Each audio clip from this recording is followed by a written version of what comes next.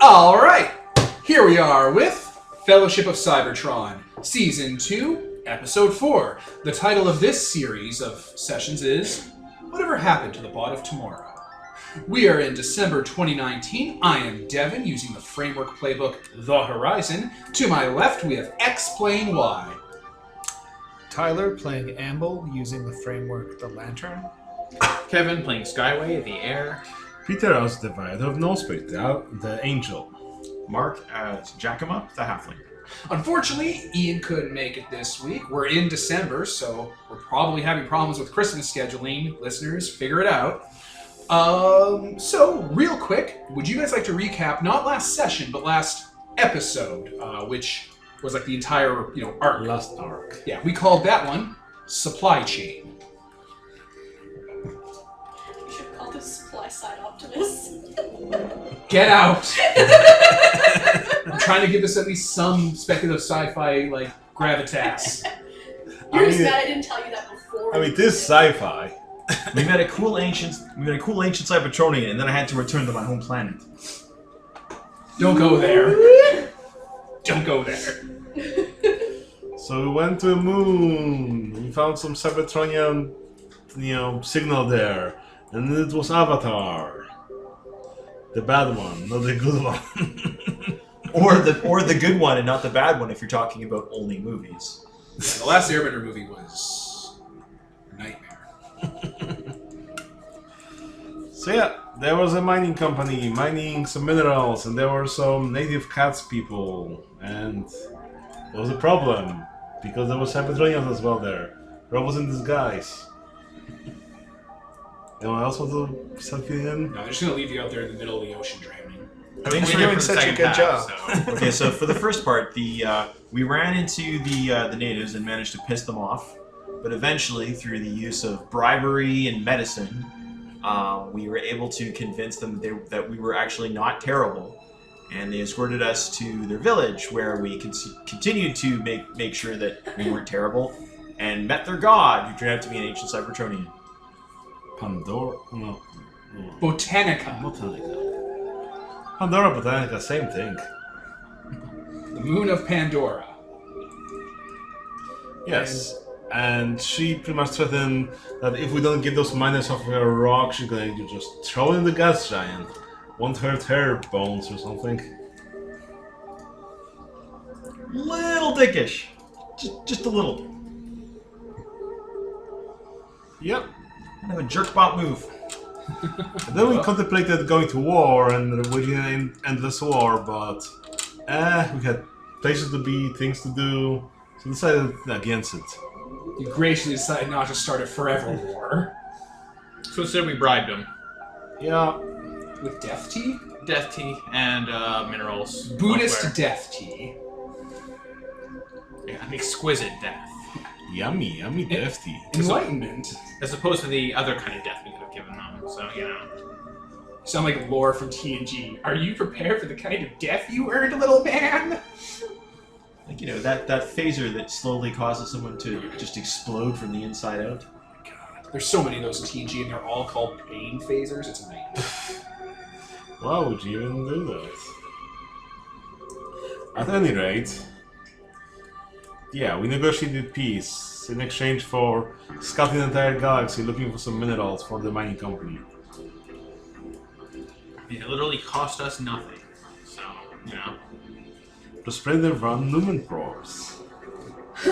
Alright, I think that's a pretty good summary. You averted the problem with the Avatar plot through diplomacy and words and not a forever war.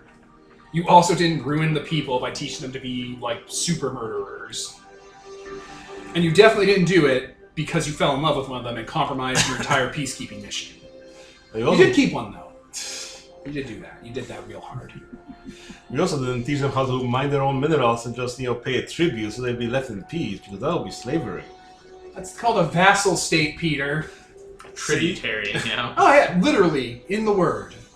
See, Kevin? It's not slavery. The jerk geld. I need a little bot that just starts making an alarm whenever we start veering to that territory. Whenever Peter, Whenever Peter. wee. Yep. It's like this is the you're veering into slavery alarm, and it just starts going off. It's gonna do this anytime you think about doing slavery. It's not stopping. I can't turn it off. Just place the gong on repeat. Yeah. Okay, so this episode, as I said, is called "Whatever Happened to the Bot of Tomorrow." And do we want to start with you guys just role playing on the ship before we dive right in? We kind of did a bit of that at the end of last session. We'll to you. Jump into the plot, I guess. / arriving at some place, maybe. Let's just dive right in. All right, let me pause, and we will begin. Sounds like bad Your things ship- happening. Your ship answers a distress call from a locally habited world in this solar system. It is not Cybertronian coded, but it is a distress signal. Like, people are asking for help; they're begging for help. And as you're coming into the solar system, like into the inner system, you can clearly see signs of combat taking place and an actual space fleet battle. There is a Class M world, mostly water, full of organic carbon-based life. It has satellites and artificial satellites in orbit around it, and a functioning space program. You don't really detect anything super advanced from them. In orbit around is about 200 to 300 fighter-type ships that are, on the same scale as most organics. In the middle of a space battle against your ship-scaled giant machine skull. That's drones are coming out of its eye sockets and mouths. Well, I'm just going to go out on a limb there and say that's the bad guy. They do make it easy for us. Now let's not be judgy. The mouth is opening up, and ships are flying out and shooting at the ships that have built a sort of wall against the planet. I'm going to take this rare opportunity to be extremely judgy. Move in for interference. All right, Captain. Your crew's standing by. Alright.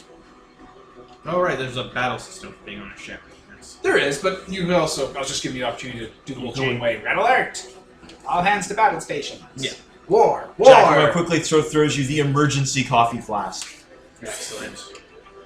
She pops that open. Everyone to battle stations. Your lantern. Wee! It's going off.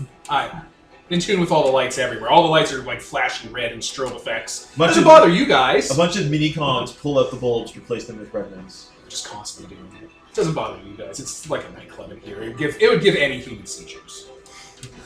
Well, I'll have to close the enclosures. yeah, they go into their lockups. Yeah, just throw something on. They did nighttime, discontinue guys. this episode after many, many children watching it have seizures. This episode's a lost episode. They only get part 2 and 3 or whatever. Pikachu, no. All right. Your ship has come into the inner system. You see the giant skull vessel. It's broadcasting, of course. All of these ships are broadcasting signals and chatter, which your ECM is easily able to hack into and peer into because you're superior to all these species.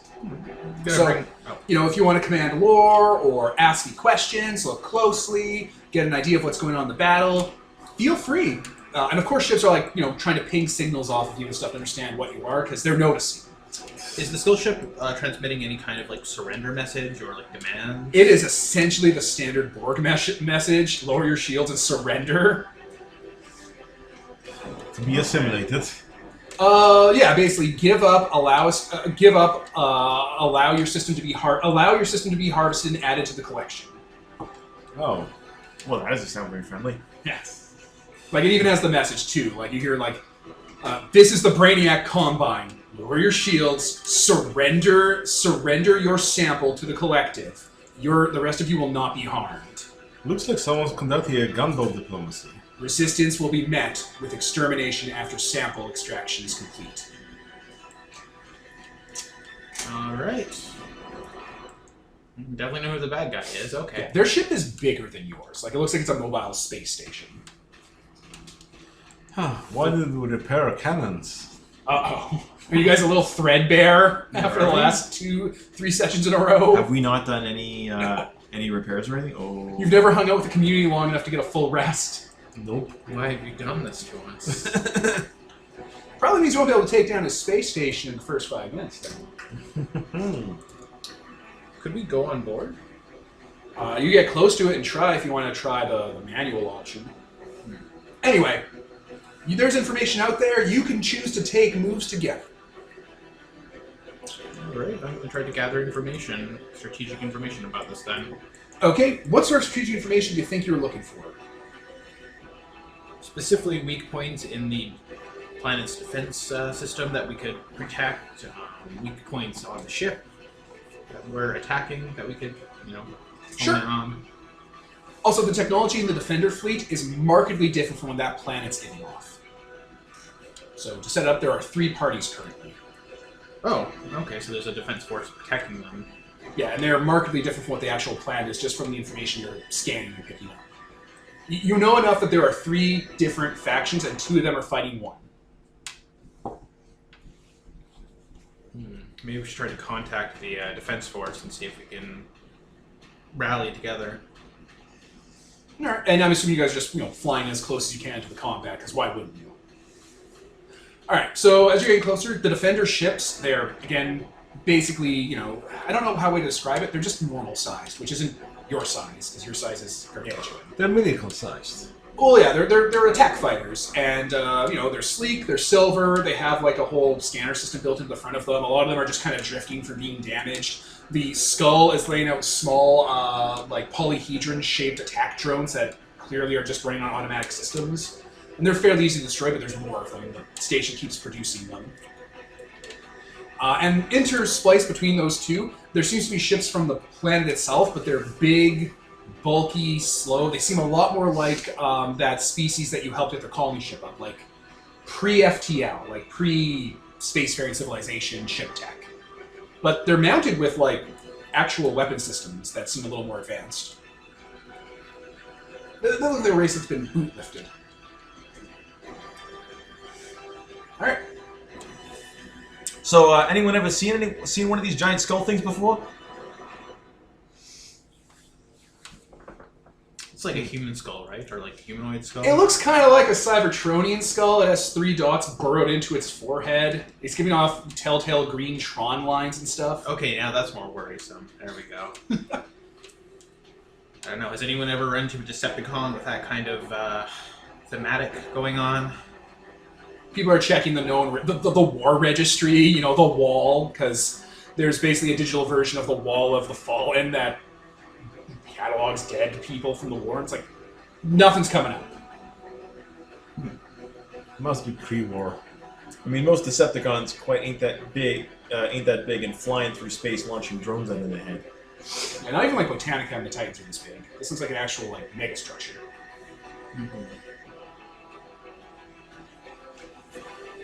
So, moves. So should we- actions.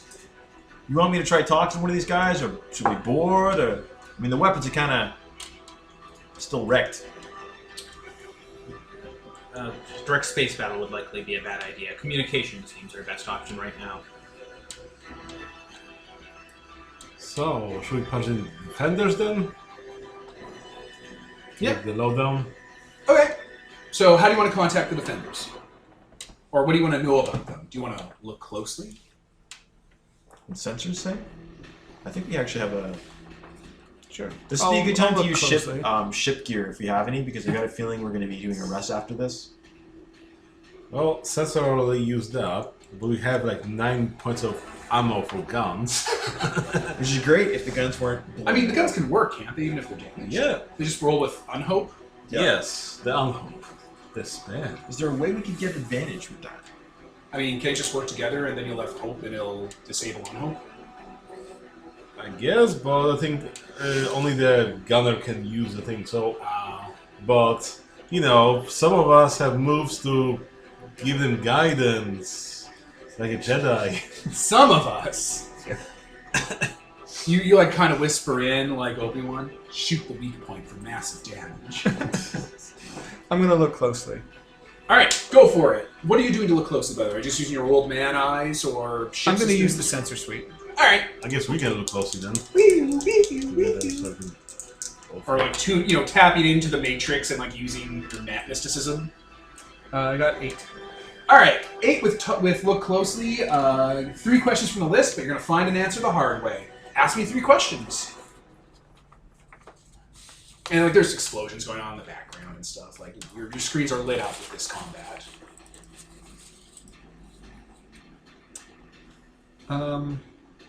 Is something hidden or out of place? If so, what looks suspicious? The technology on the local planet systems look Cybertronian.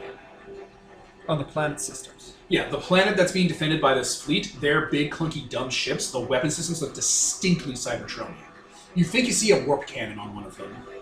And it's being powered by their engines. Like, their reactors, they're giving out way more power than those ships would need, and they're powering, like, the weapon systems. It's one of the things giving them an edge in this fight. Mm. What will happen if I approach the planet? You're gonna find that one out the hard way. What's your next one?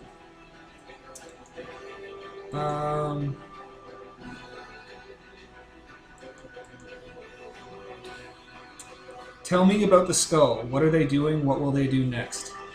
Alright, you start going through the electric countermeasure suite, which is basically passively hacking all these systems and ripping their logs and their data and their chatter, even planet side.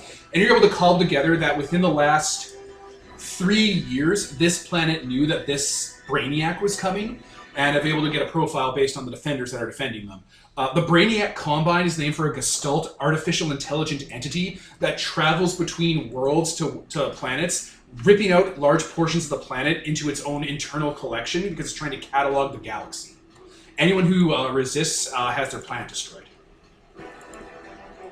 But yeah, he's the Brainiac Combine basically comes to your world, demands one of your most populated capital cities, and if you refuse, he wipes you out.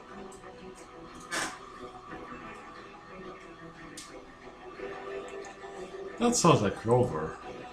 Only bigger. Did I base him off of one of the playbooks you're playing?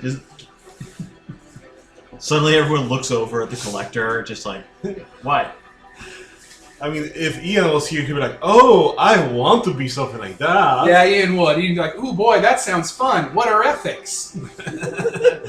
I want to be me, but bigger. So nothing could stop me from collecting specimens.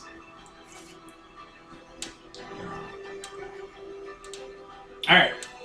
Well, that means we can't really engage them right now, because probably we'll be destroying the collection and possibly millions of various species that have been collected in the universe. Oh yeah, like Toronto, Vancouver, a densely populated capital city on the planet. Like, there's one for every planet they've ever attacked on that ship. Yup. So I guess that means we gotta board it. Or disable it. Do we have some non-lethal weapon systems on this thing? I heft my girder.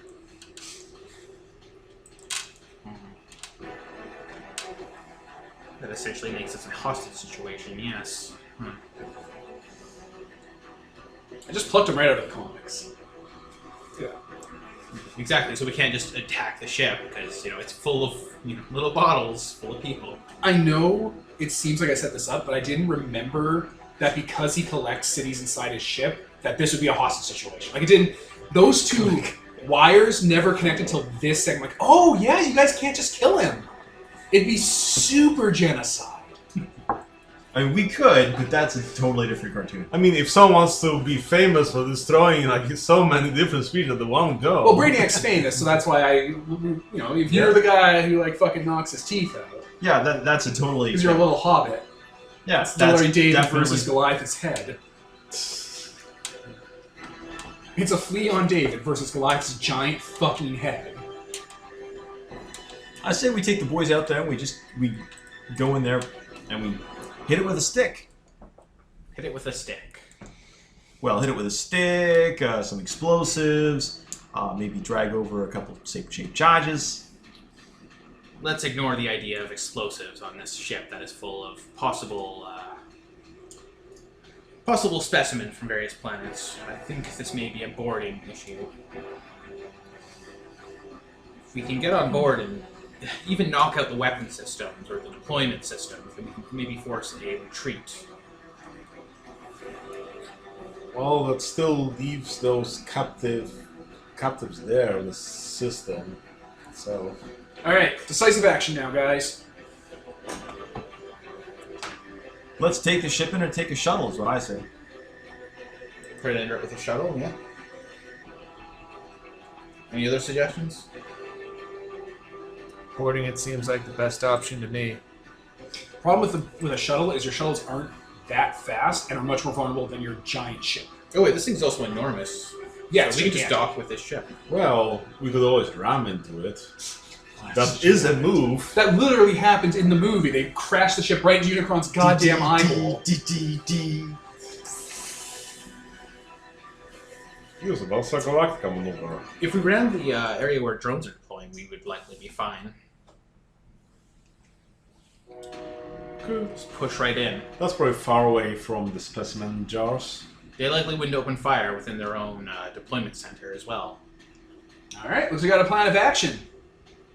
Ramming speed. Delete the wife.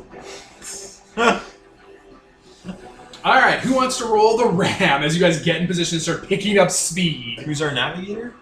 Well, I'm the navigator, but that's a pilot's Sorry, job. pilot thing. Who's our Ian. We're always a pilot. So Damn maybe you, Devil Robert. needs to roll. I mean, Kevin could just take over as the pilot. What's the roll for ramming? Plus 2d6 plus engines, I think, or plus hull. One of those two. Engines primed. It's Oh boy. But yeah, you guys are basically getting the ship ready for a ram maneuver. You're still at the sensor suite. Yeah, communications are being bounced off of you from the little ship defender fleet. I'll open frequencies. Okay, you get a pop-up of a red eye going back across the screen. Sending out Bogweed Graw Mini-Ball. Graw wheat, mini ball. Fog mini Universal greeting. I know. All right. I'm sending it back. This is Delta 5, leader of this defense fleet. Are you here to render assistance? Bet your spark we are. Praise be to Primus. Praise be to the old machines. They're clearing away. Like, their ships are starting to go behind your ship to use as cover. So if you want to ram directly, that's hull holding, and then the Yeah, I got an engineer idea. I'm finishes them with plus hull. I'm going to use a power. Ooh. Power. I'm going to kick in my one use of... Ah, damn it. I didn't get that Yeah, one. use it up.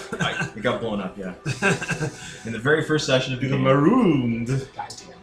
You guys have been so stripped of resources. No, just mark. I'm full. Piece of shit.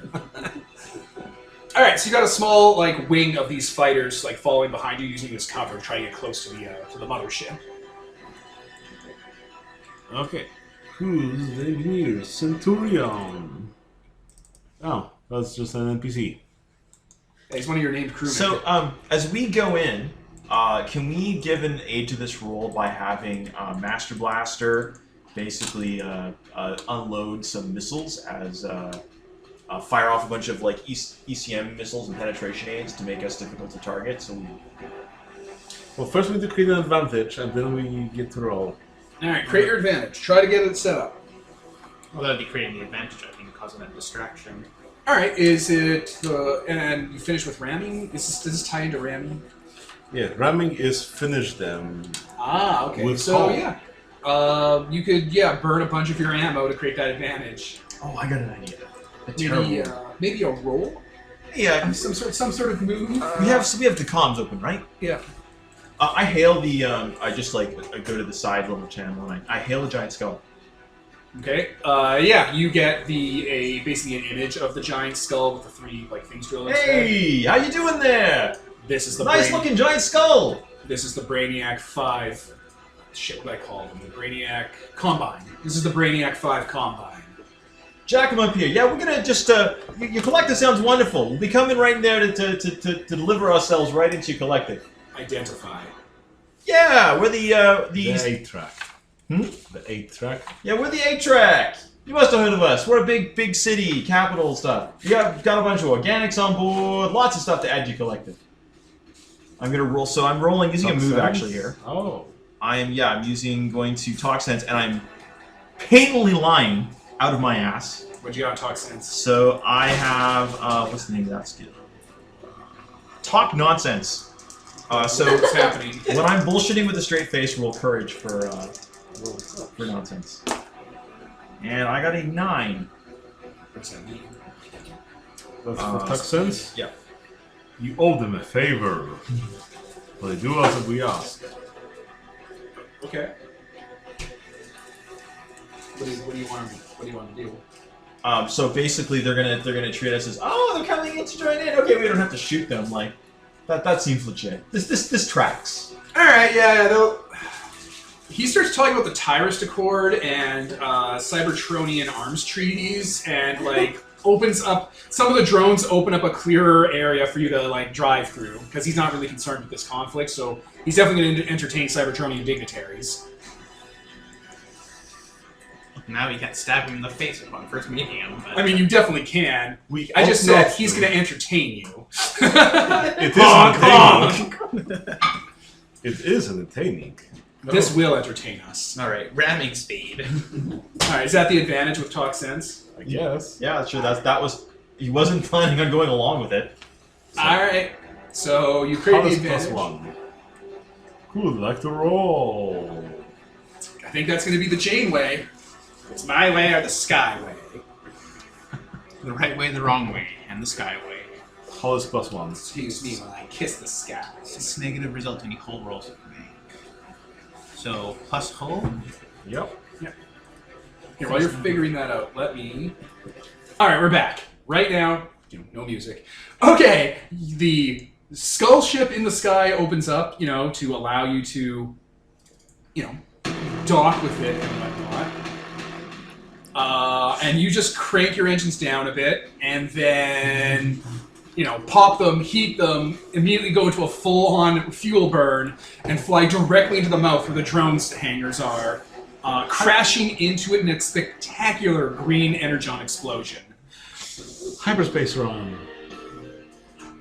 There's a series of explosions from the jaw as the ship's anti-grav system starts pulling back as parts of the bottom jaw detach just a bit unhinged. And your ship, drifts sideways out of all the ligature and bone structure. All right, Your hull is scarred. turning on the comm. Oops, broke your stupid crap, moron. The ship is retreating and the drones are self-destructing. Oh. Because they're drones. That's what they do.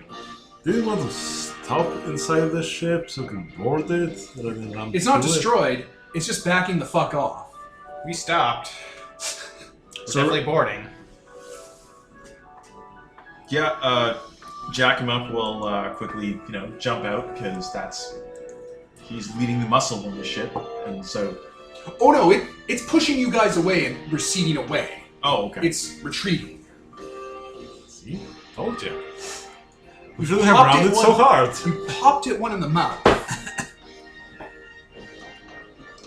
It sends a final message about it'll take this into consideration regarding treaties and whatnot, and it recedes into a nearby gas giant. Did you like doing that? Gas giants are just like nature's cover. They're nature's shadows to hide in. You're getting hails. Pop open the comms. You're being thanked, greeted, there's cheering. The wounded are being gathered up. And then shot. This is a class fascist civilization we've managed to save. Why is this the default? When did this become our default?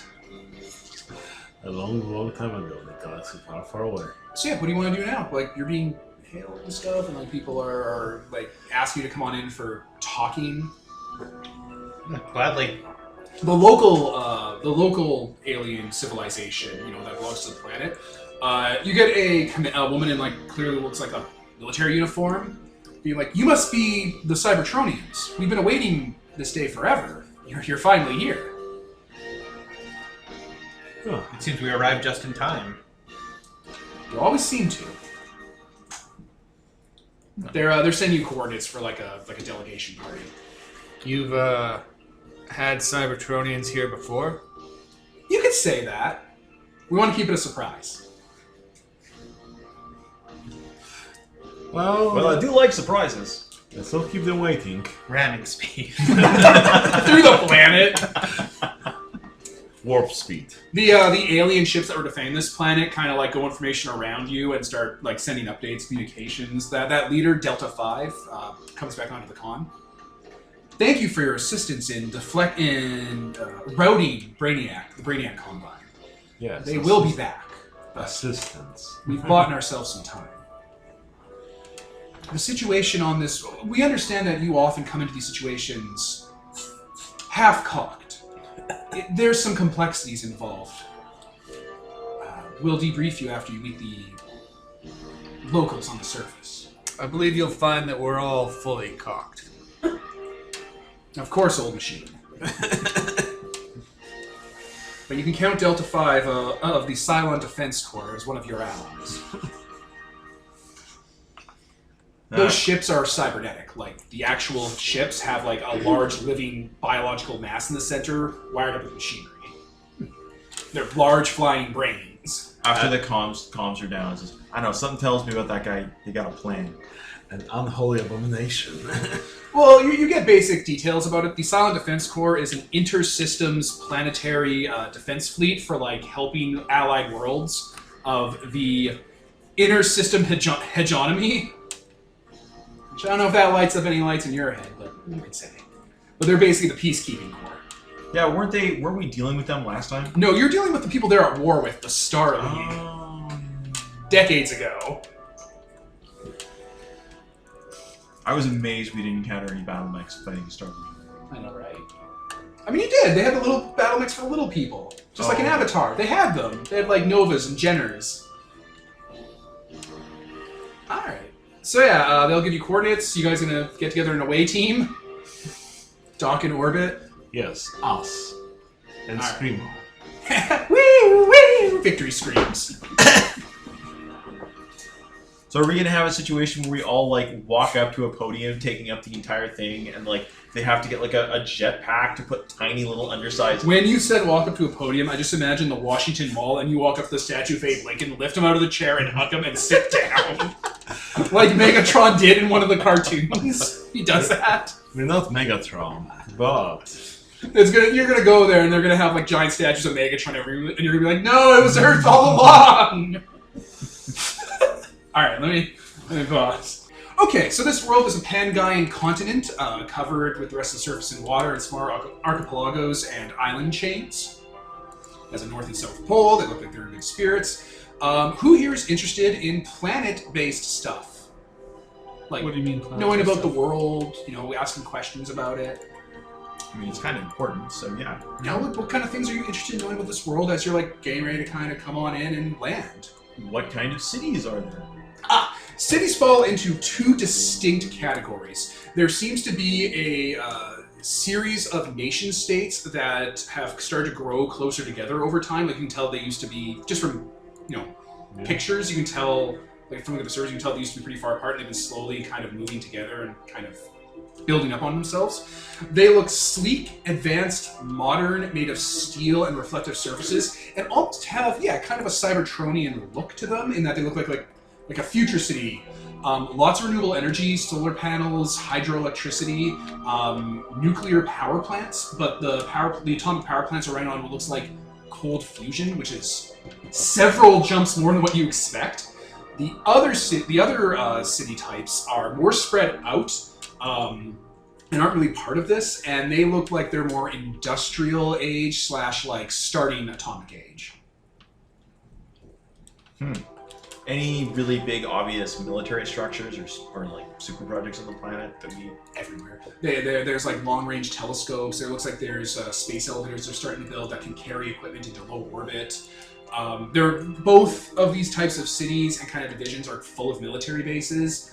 The major sort of atomic gleaming cities look less militarized, though. And it looks like, in fact, it looks like they've gone through a complete urban renewal. Like, they don't have large vehicles on the surface. Their streets are smaller to allow pedestrian traffic. They're building up and reducing urban sprawl. They have dense, like, arcology technology going in for, like, vertical farming and, like, land restoration. Seems there's a big divide here. Anyone else? So just what the looks of the planet are and whatnot, or Yeah, the looks of the planet, questions about architecture, chatter, media. You guys are advanced. You can do the whole Star Trek thing with tricorders and figure it a lot fast. What's their form of government? So the best you can kind of glean when using him as a translator is that the more advanced state seems to be some sort of beginning post-scarcity socialist utopia, quote unquote. Where they're just starting to kind of throw off the idea of national identity and become like one big planetary government. And it's being hindered by several states that aren't merging in and are keeping towards either democracy with a military junta or straight up just like capitalist-based democracy that just doesn't want to become a part of a League of Nations because they believe national identity is important to their identity and their culture, and they don't want to lose that. There's other stuff, but you can't really pick on those nuances. Agenda 31. What do the aliens look like? Aliens look like humans with like black and gold skin and 3 eyes. Standard Star Trek makeup race.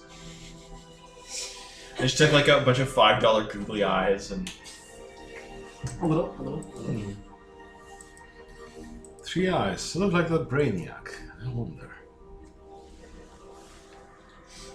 Anything else?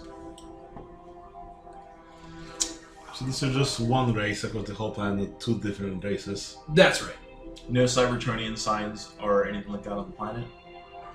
Other than their technology looking eerily similar but not actually integrating it, no.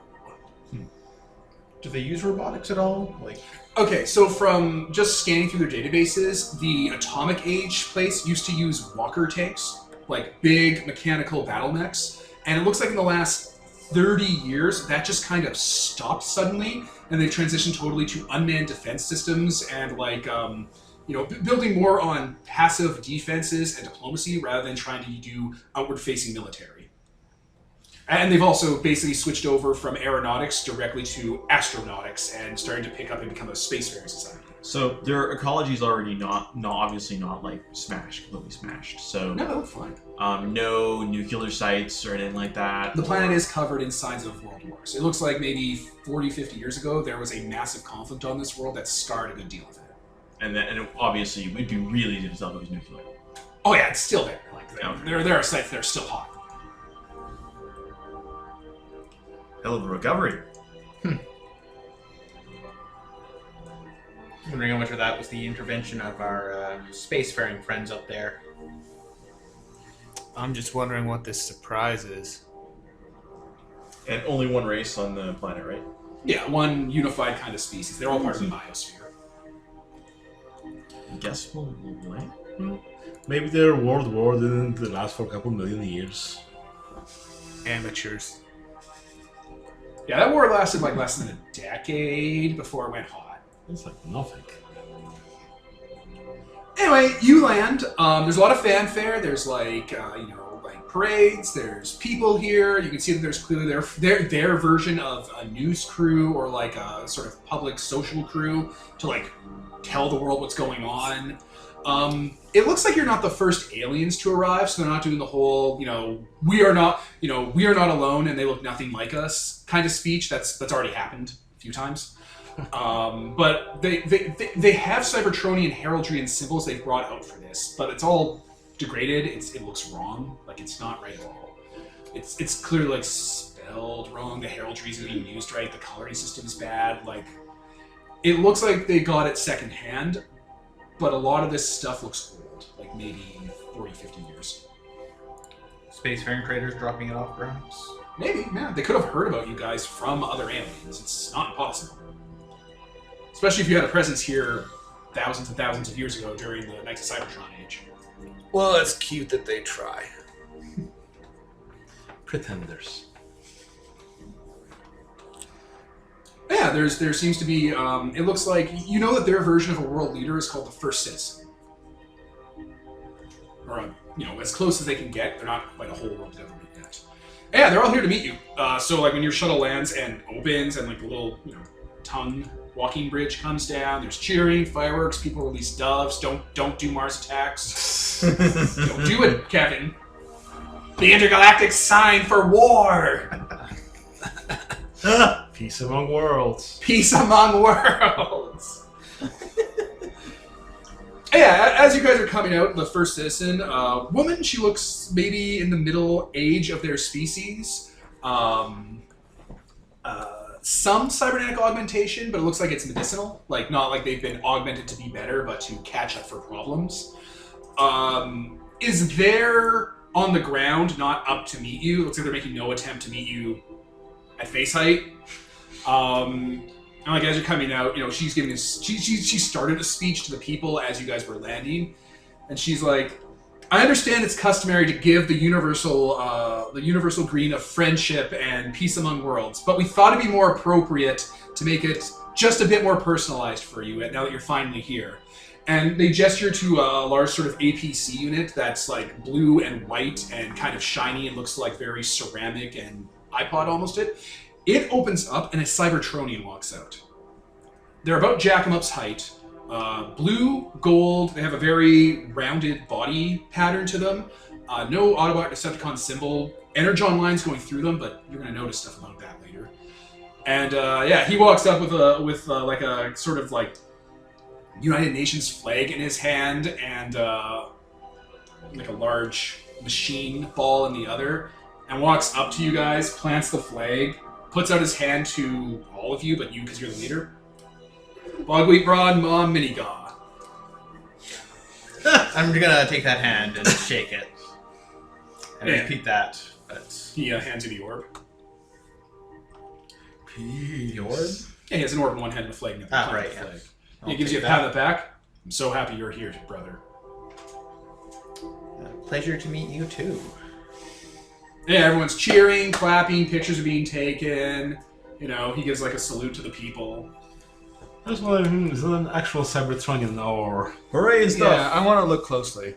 Sure, yeah, in this split second, you being an ancient doctor. Yeah, the two of us are looking closely, so roll of hope. Yeah, you're both talking in Cybertronian chatter. Oops. Yeah, that's over 10. Okay, you got 3 questions. Throw them at me. Who's this guy? Yeah, Don't ask who this guy is. They're going to tell you who this guy is. suspicious or out of place about him. What are they? Oh man, as a doctor, there's a bunch of stuff suspicious about him. He looks like he's suffering from protoform malnutrition. So what happens when Cybertrons are born, their spark creates a living metal around them that forms into what they'll be eventually, and like midwives have to help them kind of get into shape. If they're not tended to and not given enough energon from Cybertron, the protoform usually comes out deformed and weakened and much less capable than a normal Cybertronian. And that's like a lifelong condition. Like once you have it, you're like that. There's a bunch of Autobots and Decepticons that did suffer from that in the later days of the war. When the autocracy fell and the planet was scarred forever. And he's definitely suffering from it. Like, he's smaller than he should be based on what you think his alt form should be, but you can tell he doesn't have any kibble, which means he probably doesn't have an alt form, which is another sign of protoform malnutrition. And the energon lines, you can see the telltale markings that he has energon poisoning. Usually comes from a Cybertronian feeding off of impure conversions. If you're on an alien planet, you can sometimes set up a system to convert their local energy into energon, but it's not the same, and if you do it wrong, it'll poison and kill you. So this guy's never had access to a good supply of energon. Pretty much. And again, it's like a starving person. If you give it to them right off the bat, it could just kill them and, burst their spark. You gotta do it gradually. There's people who are starving, and they have to feed them slowly over some time to bring them back up to speed. Well, good thing we have a doctor on board that knows this stuff. Yeah, just the material he's made of, too, looks flimsy. It doesn't look like Cybertronian protoform flesh. It looks like it's local materials, but you can see that telltale kind of, hexagonal growth where it's starting to be reclaimed into Cybertronian metal.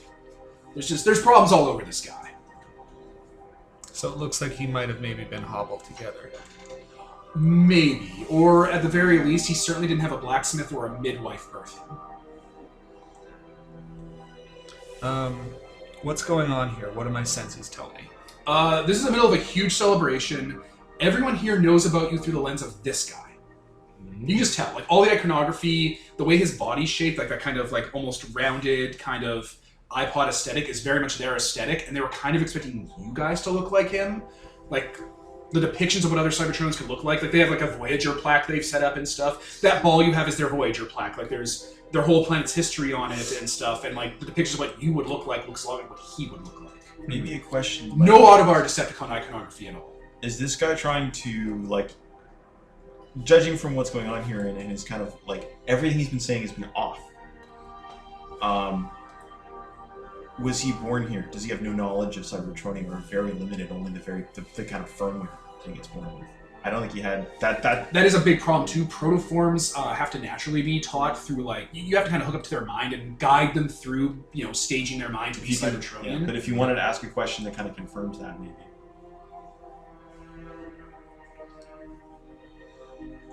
Yeah.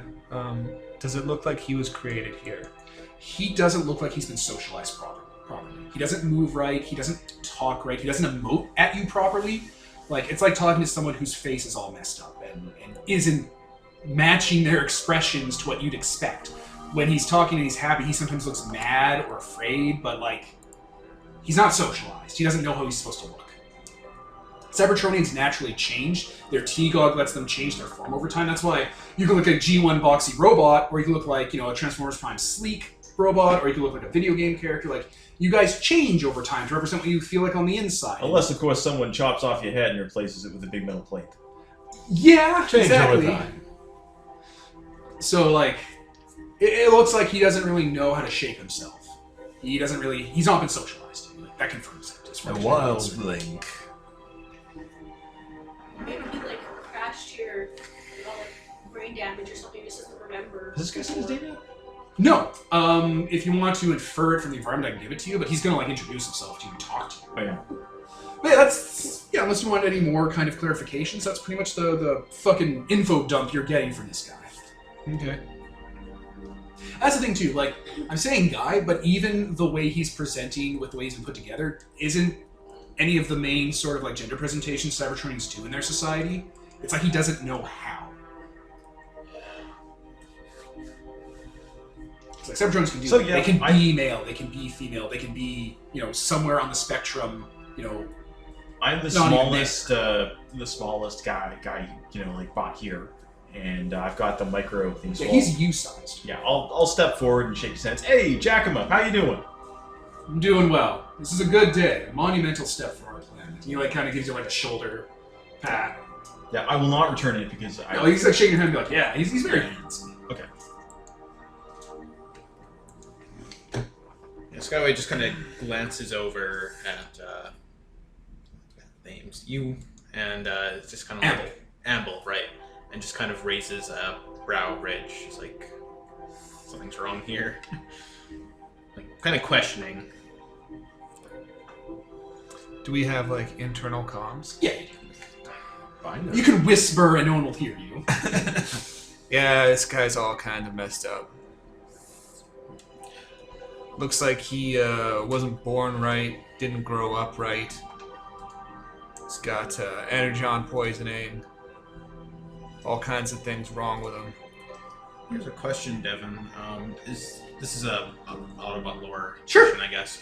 Is it a common, like, is this something that happens to Autobots that are born on other planets? Like, does It that doesn't happen? really happen. Autobots can't be born on other planets. The Cybertrons can't be born on other planets. You can only be born on Cybertron because that's the only place sparks come from. Hmm. Unless something goes horribly wrong. Yeah, like even Cybertron's second moon, Luna 2, because the one went missing, don't ask about it. It had hot spots for its sparks, but even they weren't as numerous as Cybertron was.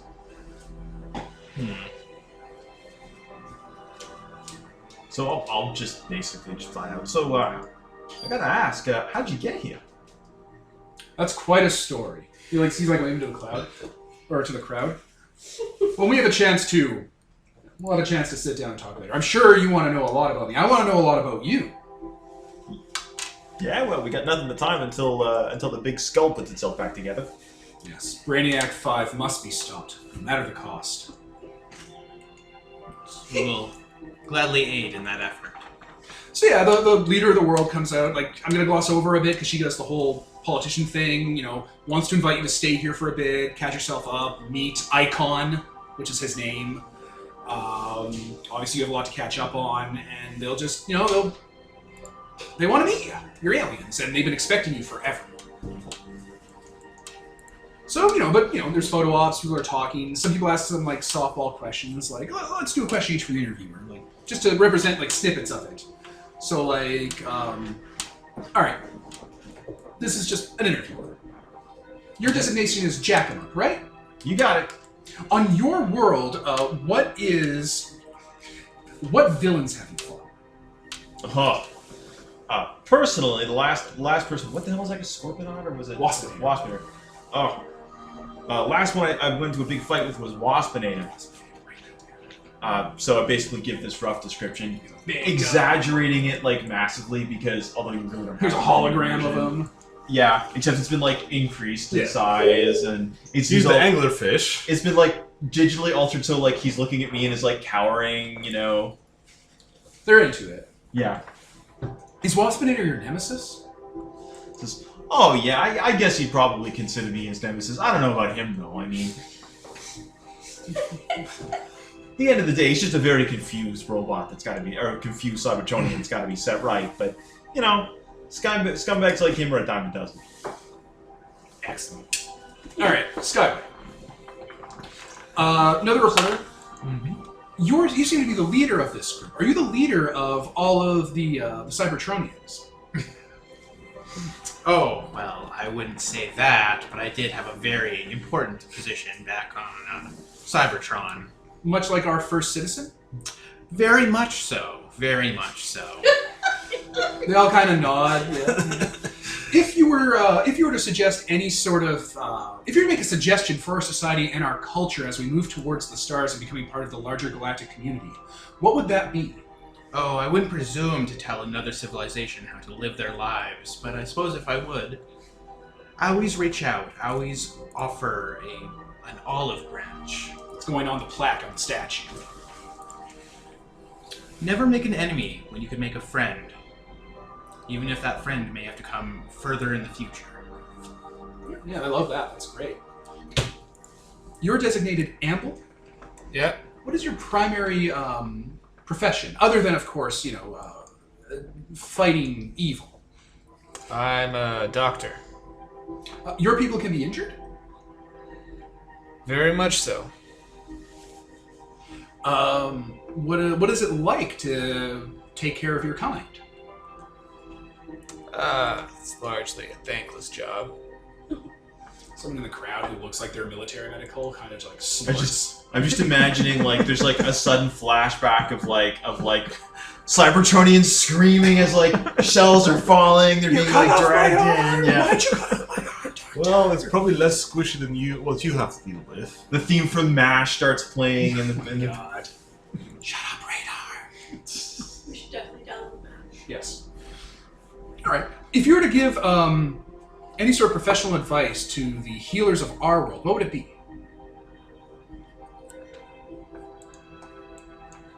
Triage. I like that. So I'm going to write an article about that. Like, triage, the most important thing. All right. What is your designation? Like, these aren't all one after the other. This is like hours apart. Small snippets. I'm the Divider of Null Space. What does that entail? Well, originally I was an avatar of Solmus, the Wisdom Incarnate, one of the Hands of Primus. What is Primus? Well, Primus is our god creator. Does he have anything to do with, they check their notes, Sentinel Prime? Your religious figure? Who was Sentinel's Prime? Sentinel Prime was the last Prime before Optimus. Well, I guess start giving the lowdown of like, oh, where's those prime? You try to tree it down for them, and they're like, Yeah. Built an oh. org chart. Yeah, they're super interested. Yeah. We always assumed that Sentinel Prime is your original creator, your creation figure. Oh, far from it. You recontextualize a lot for them. Anyway, that wraps up. Everyone's happy. You know, there's stuff they have to do. They have wounded to tend to. You know, ships are being taken out of orbit to be repaired on the space elevator. So, yeah, unless you guys want to do anything here in this meeting or want to say anything definitive, they're going to transition to Icon's sort of base of operations, which is big enough for him, and by extension big enough for you. So his name is Icon. Yeah, I mentioned that earlier. Yeah.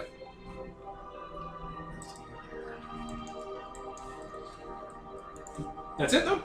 I guess what's the first citizen's name? Oh, they don't have a name once they become first citizen. Ah. There's also other things that happen when they become first citizen, but we can get into that later. Sure thing. Unless So you're hyper you want interested me to in call down politics. some stuff from Human sacrifice. Boilermaker, or maybe open up my my last ration pack?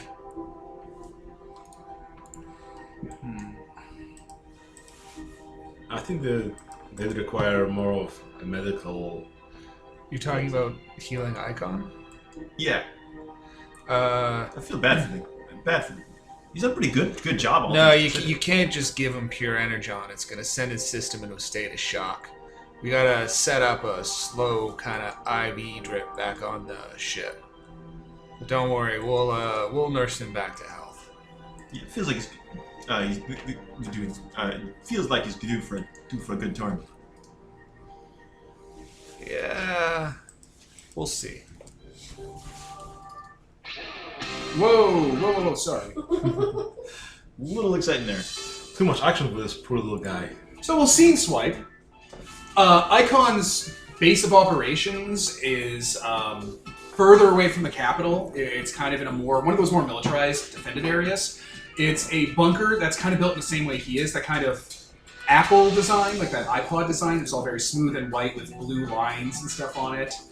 And yeah, it's big enough for him. He has a support crew. That general you saw in the comms earlier is here. It looks like she's his main handler. And he invites you in. It's like a big hangar bay for little people, but also for him to like be in. Like there's even like a basketball court basically in there. People sized or him sized? Him sized. Oh my god. Like there's like an exercise room and stuff. Like yeah, it almost looks like the relaxing areas of your ship, but from this alien's perspective of how they would do that. Mhm. Like a big junkyard bit of like engine blocks and stuff smashed into a ball for him to like practice with. You know, scrapped military vehicles to use as like punching bags. Neat. But yeah, he comes on in. This is my home. This is Icon Base 1. You have more than one? On several parts of the continent and one suborbital, just in case for resupply, repair, emergency situations. Base 2 is in the far northern ice sheets, just in case there's any sort of vessels or crashes that come in through the atmosphere.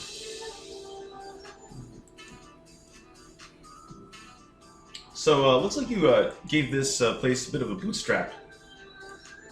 Like you helped them out. Oh no, they helped me out. They found me. Where did they find you exactly? I crashed here. So where from are you hailing? I don't know. I was born here.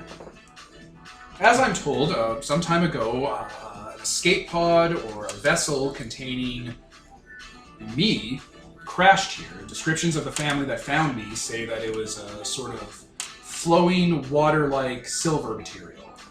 Stasis pod. Protoforms. They covered it up and left it on their property. In a few cycles, a few turns of this planet's sun, it started to solidify, and I came out of it. I think from the records of my pod, I was able to determine that I wasn't from this world. My people come from far away, and they're explorers and scientists, peacekeepers. I took my name after the capital, Icon. Okay, so my character basically has like a little bit of a note here, and He points to the symbol that kind of like he has on his chest that looks like a plug almost. Now that you look at it, yeah, it's like a mirrored symbol for the capital of Iacon, but he's like, it's not right. Yeah. It's the capital. It means hope.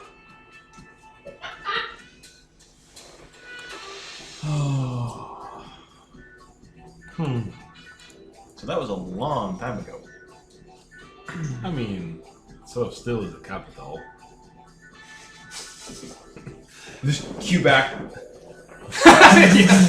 The last game where you guys were fighting. Remember they dug up Iacon with the Reaper ships and his character's being blown in half. Tarantulas is on fire screaming at you guys. It's a nightmare. There's blood everywhere. We don't have any better, capital, so it's still the capital. Inspired by the records I could find on my escape pod and the kindness of the family that took me and showed me, I decided to become a protector of my new home. I assume you've been quite helpful in helping unite this world together. This world suffered many calamities and problems, some of them homegrown, but many of them came from the scars like I did, and I was the only thing they could turn to. Strange living monsters would fall from space. Sometimes they'd infiltrate our people as pretenders of some sort. Other times, living machines would come here, and they'd be looking to harvest this place for its resources. Those infiltrators. I'm going to bring up images of the... Oh, exactly. Exactly, that's it? Yeah, Tyranids. Okay, that's something we're going to have to speak with your people about. Once we established contact with the greater galactic community, we were able to find a more surefire way of routing them out and removing them. Even the nations not part of the coalition have benefited from this and allowed us to help them root out this infestation. And once that started happening, they started to send their titans, and I'm always up for a game of fisticuffs. Well, he's talking. I'm just going to start giving him a physical. I'm Yeah, not gonna oh man, he's... ask for permission. I'm just going to... Yeah, that's fine. He's used to handsy doctors. He's a soldier, so he's just kind of like, you're lifting his arm and stuff. Oh, he's messed up. His body's covered in what would be equivalent to scar tissue. It looks like they put him back together a bunch of times. Amateurs. Like acid marks, tearing, crushing, energy weapons, the whole deal.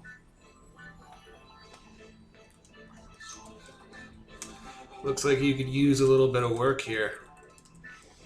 Well, the doctors here are skilled and merciful and compassionate, but they don't quite have They might not have the hands for it. Yeah, I doubt they have much experience with Cybertronians. They did the best they could. They were able to... Once I showed a sort of need for energy, for fuel, for some sort of... I need to take in. They were able to retrofit a lot of their infrastructure to feed me. I'm going to pull out some of my energon and hook him up to an IV drip. Yeah, sure. You can put a little pack on his shoulder that'll slowly kind of... Yep. He's like, it's warm. Hey, this is the good stuff. Yeah, just take it easy. Let it flow into you. Thank you, Doctor. It'll give you the energy you need to convert some of that metal into Cybertronian alloys as well. We notice that effect. Any technology that seems to be grafted to me eventually becomes part of me. This will accelerate that process. I suspected there was some sort of component to that, but without records, it was hard to say what was real and what was just a cause of the crash. Do you have any more questions for me? I have so many for you. Ask away. What's our world like? Does it look like the atomic cities, or different, larger? Does it have water? I've noticed that the hydrogen, oxygen is corrosive to my makeup, but do we have that on our world? We don't. It's a dangerous substance. We avoid it as best we can when we have to land on other planets. How many worlds are in our protectorate? Used to So be sad more. he thinks that Cybertronians are this, like, How far away is home? federation. Far away. We've been on a long journey since Cybertron fell. What do you mean? It fell. Our civil war has left our planet long destroyed. It's a dire revelation. I'm sorry, I imagine you had many high hopes for what your homeworld might have been like. Hope is what drives us forward, and any society, even one that is based on compassion and mercy, can often fall to its own worst angels if not properly protected and guarded. It isn't shameful that happened to our world, it just makes us all the more human. He says the equivalent of human for their society. But you get the point. Yeah. We're not gods. Unfortunately not. But no, Cybertron still exists. It's out there. It's simply not habitable for anything but the continuing war or whatever lingers there. The records of my pod mentioned a sort of planetary uprising, but it was long in the past. You still have your pod around. Yeah, like he'll bring you. It's in the structure here, and yeah, it's a protoform pod. Yeah. I guess. It's been hacked apart, and some of their tech's been like grafted onto it and stuff to like reverse engineer technology. So I guess like try to check its record from like, oh, when was it launched and so on. It looks like this protoform was part of a colony ship sent by the Knights of Cybertron. Oh. Its data was probably just from around the time the autocracy rose up. Maybe one of the last great missions to seed life in the galaxy. I'll look over at yo, you see all this? Point to Jacobab sort of like raises his like spinny kind of claw hands and the fact that he's got like a plate for a head. Yeah, the government after that revolution, there was kind of a growing discontent, and the government wasn't exactly all roses for everyone on there, and eventually the whole thing went incredibly bad. There was another group showed up. Basically, we all split into two factions. The Autobots. I've noticed you all share heraldry. It's different from mine. Is it the city you're from? It's the good guys. If only things were that simple. I mean, when Megatron started his rebellion, it was originally they looked like the good guys. At least they claim to be. But the stuff they do. Let me tell you something. The first thing I saw when I saw the giant skull over there was if it was some sort of Decepticon. The first thing I saw when I saw those Cylons up there was maybe there was some sort of small and primitive Autobots. We're usually the ones doing the defending. So you are protectors. I come from protectors. Yes. We are. Speaking of factions, what's the divide in this planet? It's complicated, my friends. I am ashamed to say that there isn't quite the unity we had hoped for here. After my arrival, the idea that alien life existed galvanized many of the nations here into uniting under one banner for a greater tomorrow. And I'm told it was my actions that helped bring about this revolution. But Some see it as a destabilization of their lives and being subsumed into a collective that doesn't care about them. You're currently in what amounts to the capital of the Atomic Coalition, a society building itself towards a sort of idealized future where everyone is equal and everyone is cared for and taken care of. Those on the outskirts, like the ones who are not part of the coalition, there are a few of them. They don't ally with themselves except in opposition to us. Though no shots are being fired, there hasn't been a planetary war in decades. But the most relevant would be the nation of Rao. They still believe that the only thing that is worth value is effort and work despite your circumstances. They run on the idea of earning your life. Like you take something from a man. it's a complicated situation, and they don't like to be stepped on. Snacks. You hear like a giggle from somewhere in here, like a Where are you hiding?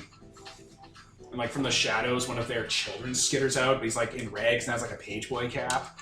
It's like they don't like being stepped on, but their tanks sure do crack. It's like a little tiny organic.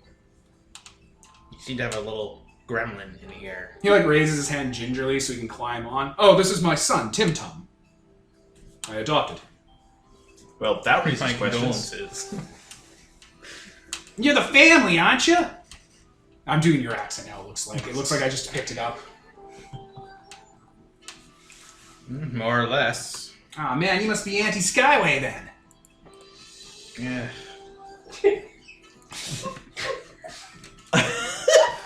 That long silence. Oh. I keep forgetting that you look like fucking, what's his name? Cosmos. That little UFO guy with a UFO alt form. When she's in the UFO form, she looks like that, yeah. She's not a round, fat thing. Oh, you don't look like the color of Cosmos? Oh my god. In my mind, you were. Like, me with, like, the big cylinder head and, like, the pacifier, like, voice comm. Goodness. Look at what Cosmos looks like. It's great. He looks like garbage. He really was. He's great. He's, like, my favorite. I almost had him in Season 1, but it didn't come up. But yes, that is me. Nice to meet you. I'm Tim Tum. So you are. Me and the big guy here go way back. He saved me from a few scrapes. And I've also, I've taken his iron out of the smelter, if you know what I mean. Eh? Yes, yes.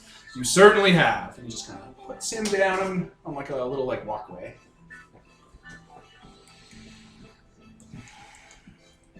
An organic child. An interesting relation. He was a victim of one of the last major conflicts here, lost his family, so... He's this fucking Jimmy. Yes, he's Jimmy Olsen. Yeah! Your best pal.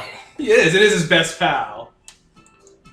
No, that's exactly what he is. I'm not being subtle, guys. His name's Brainiac. Yes. What brings you to our world? How did you find us? Were you looking for me? We were passing by and we heard some distress hails. But you didn't know I was here? Unfortunately, no, you came as an immense surprise. I saw your work out in the battlefield. I was on one of the command cruisers trying to aim the weapons and man the turrets. I'm not quite graded for space combat yet. He was basically on one of the orbital platforms. Oh trying to yeah, let me avoid ask the about those guys. Those friendly fellas up in the sky. There, the Cylons. The Cylon Defense Force. They showed up some years ago, and there was a mix-up, but they've been fairly reliable allies. Techno-organics, right? We think so. We had to nurse one of them to health. It seems to be a growing theme with this world. Huh. I often wonder if I hadn't crashed here, if they would have taken it for a mere machine and disassembled it. Did you face much in the way of that kind of struggle when you first arrived? People taking you for a machine or a... I don't remember much of the early years, but once I was a secret for many years. The family that found me decided best I be kept hidden until there was a time that I could reveal myself to the world. I had this instinct to stay unseen, stay hidden, stay incognito. Does that come from you? I've heard tales that Cybertronians can shapeshift. It is essentially our modus operandi, yes. We arrive on other planets and we take forms that are more easy to, easier to show than tell. So just... Yeah. I mean, it wouldn't work for me because I'm a UFO, so it would just look really off-putting. Whoa, whoa, whoa, whoa. It's like, yes, this would perfectly fit in. No one would ask questions. Fascinating. Is this a technology that allows you to do this? It's an innate part of who we are. Had you grown up on Cybertron the way you were supposed to, it would be something that you would be able to do as well. No use lamenting missed opportunities.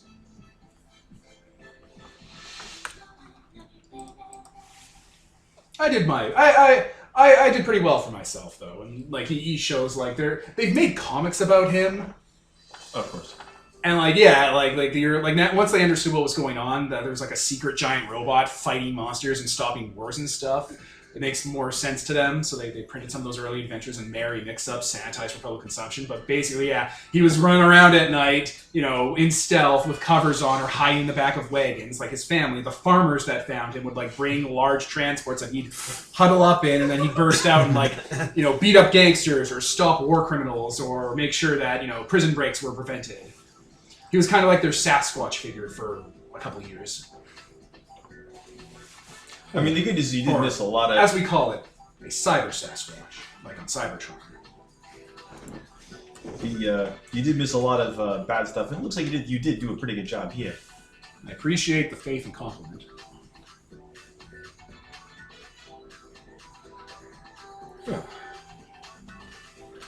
The matter at hand is grave. This Brainiac is a force that we can't properly repel. He showed up a few months ago with an advance party, warning us to decide now which city we give them. Well, it's up to the captain, but I mean, if it's up from...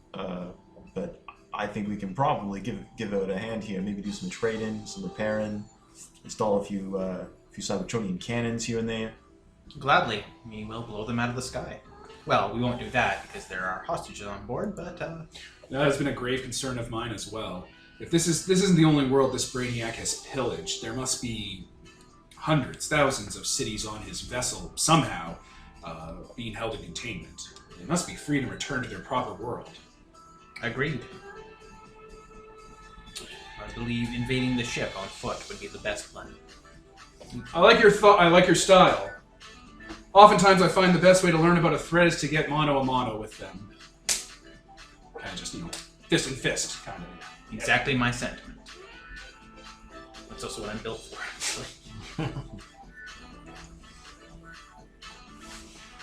How would you go about this? I have some battlefield and military experience, but I've mostly been dealing with strange one-off events. I've never been part of a group of my people. We could prototype a small shuttle that could latch on and prevent him from pulling back from us like last time. Breach inside. Do you think that would be possible with our engineers? And our allies up in the stars? That is another problem. Because our world hasn't fully unified, our defenders can't stay. The ISH doesn't allow complete worlds into their alliance. It doesn't and doesn't offer the same protection. Because of that, it's why Brainiac can prey on us. If we were a united world, we would be allowed into the ISH, and that would allow their full fleet to come and defend us. At this point, it's only our previous assistance and friendship we've shown to the Cylon fleet that's allowed them to keep extending their temporary stay here. After the losses of this last skirmish, I fear that we might be at the end of their charity.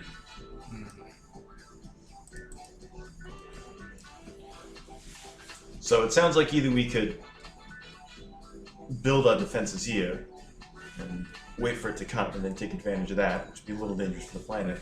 And maybe we convince the Cylons to give us a hand and deep strike the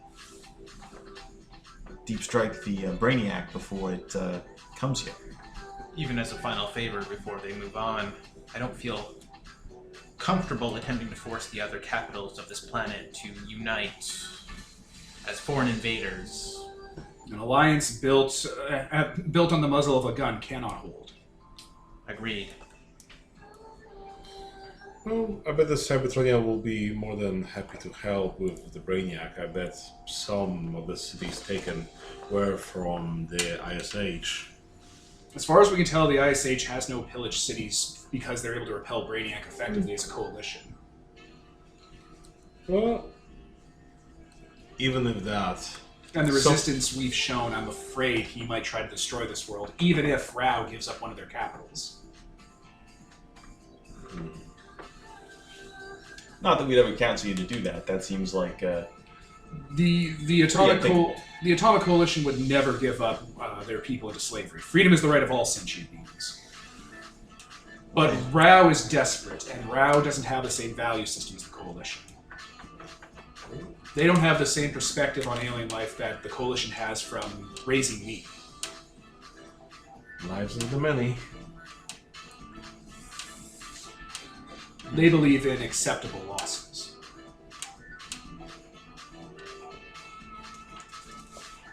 I believe the most plausible option is to attack the ship, then, in that case. What resources can we offer to assist this? Some kind of breaching shuttle. Something that, again, he can't just force us out as he did last time. For reference, Kevin, the reason he was able to get away is because you aimed basically at a part that you kind of slipped through. Like, when you rammed him, you just did it to disable the system. You could probably crash your way directly into, like, I don't know, one of the eyes or something, and, like, stay in there to board. We also want to be really careful about where we crash in, though, because we don't know where he's holding the... I'm not going to make you kill a billion goddamn genocides by accidentally crashing into the genocide room, I'm well aware. So don't worry about that. As a GM thing, you wouldn't do that, because that would be a dick move, but, like, That was in the character... orphan planet! They're so sad because nobody wants them. Oh, sorry. While you were turning around, you accidentally stepped on the tiny miniature people that Superman had. Right? tried to No, fight. Brainiac literally miniaturizes them into bottle cities. Oh, it's amazing. Our ship needs repairs. We may be able to help. What sort of... Is there any way our technology can bridge the gap between what you need and what we can offer?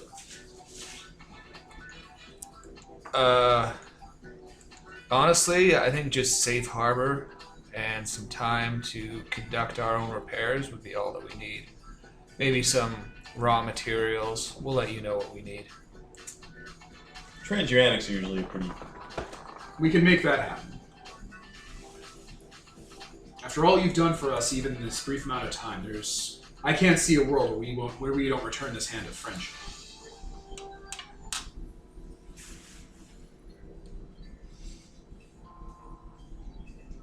Anything else for Icon?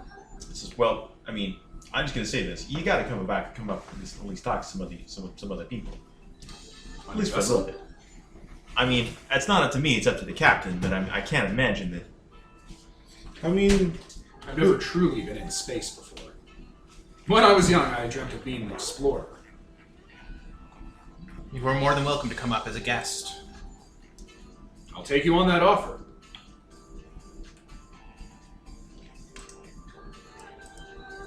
Yeah. Alright, so I'm going to pause while we discuss where to go from here. Alright, and we're back. So, we're recovering and doing a little bit of downtime. Now you decide to kind of rest up on this world, repair, get ready to fight Brainiac. By crashing your ship, I presume, into his face and shooting your way into his brain. That might be later. So, as a little bit of downtime passes, I think some weeks, maybe some months, I don't know, some time's going to pass. 2 decades later.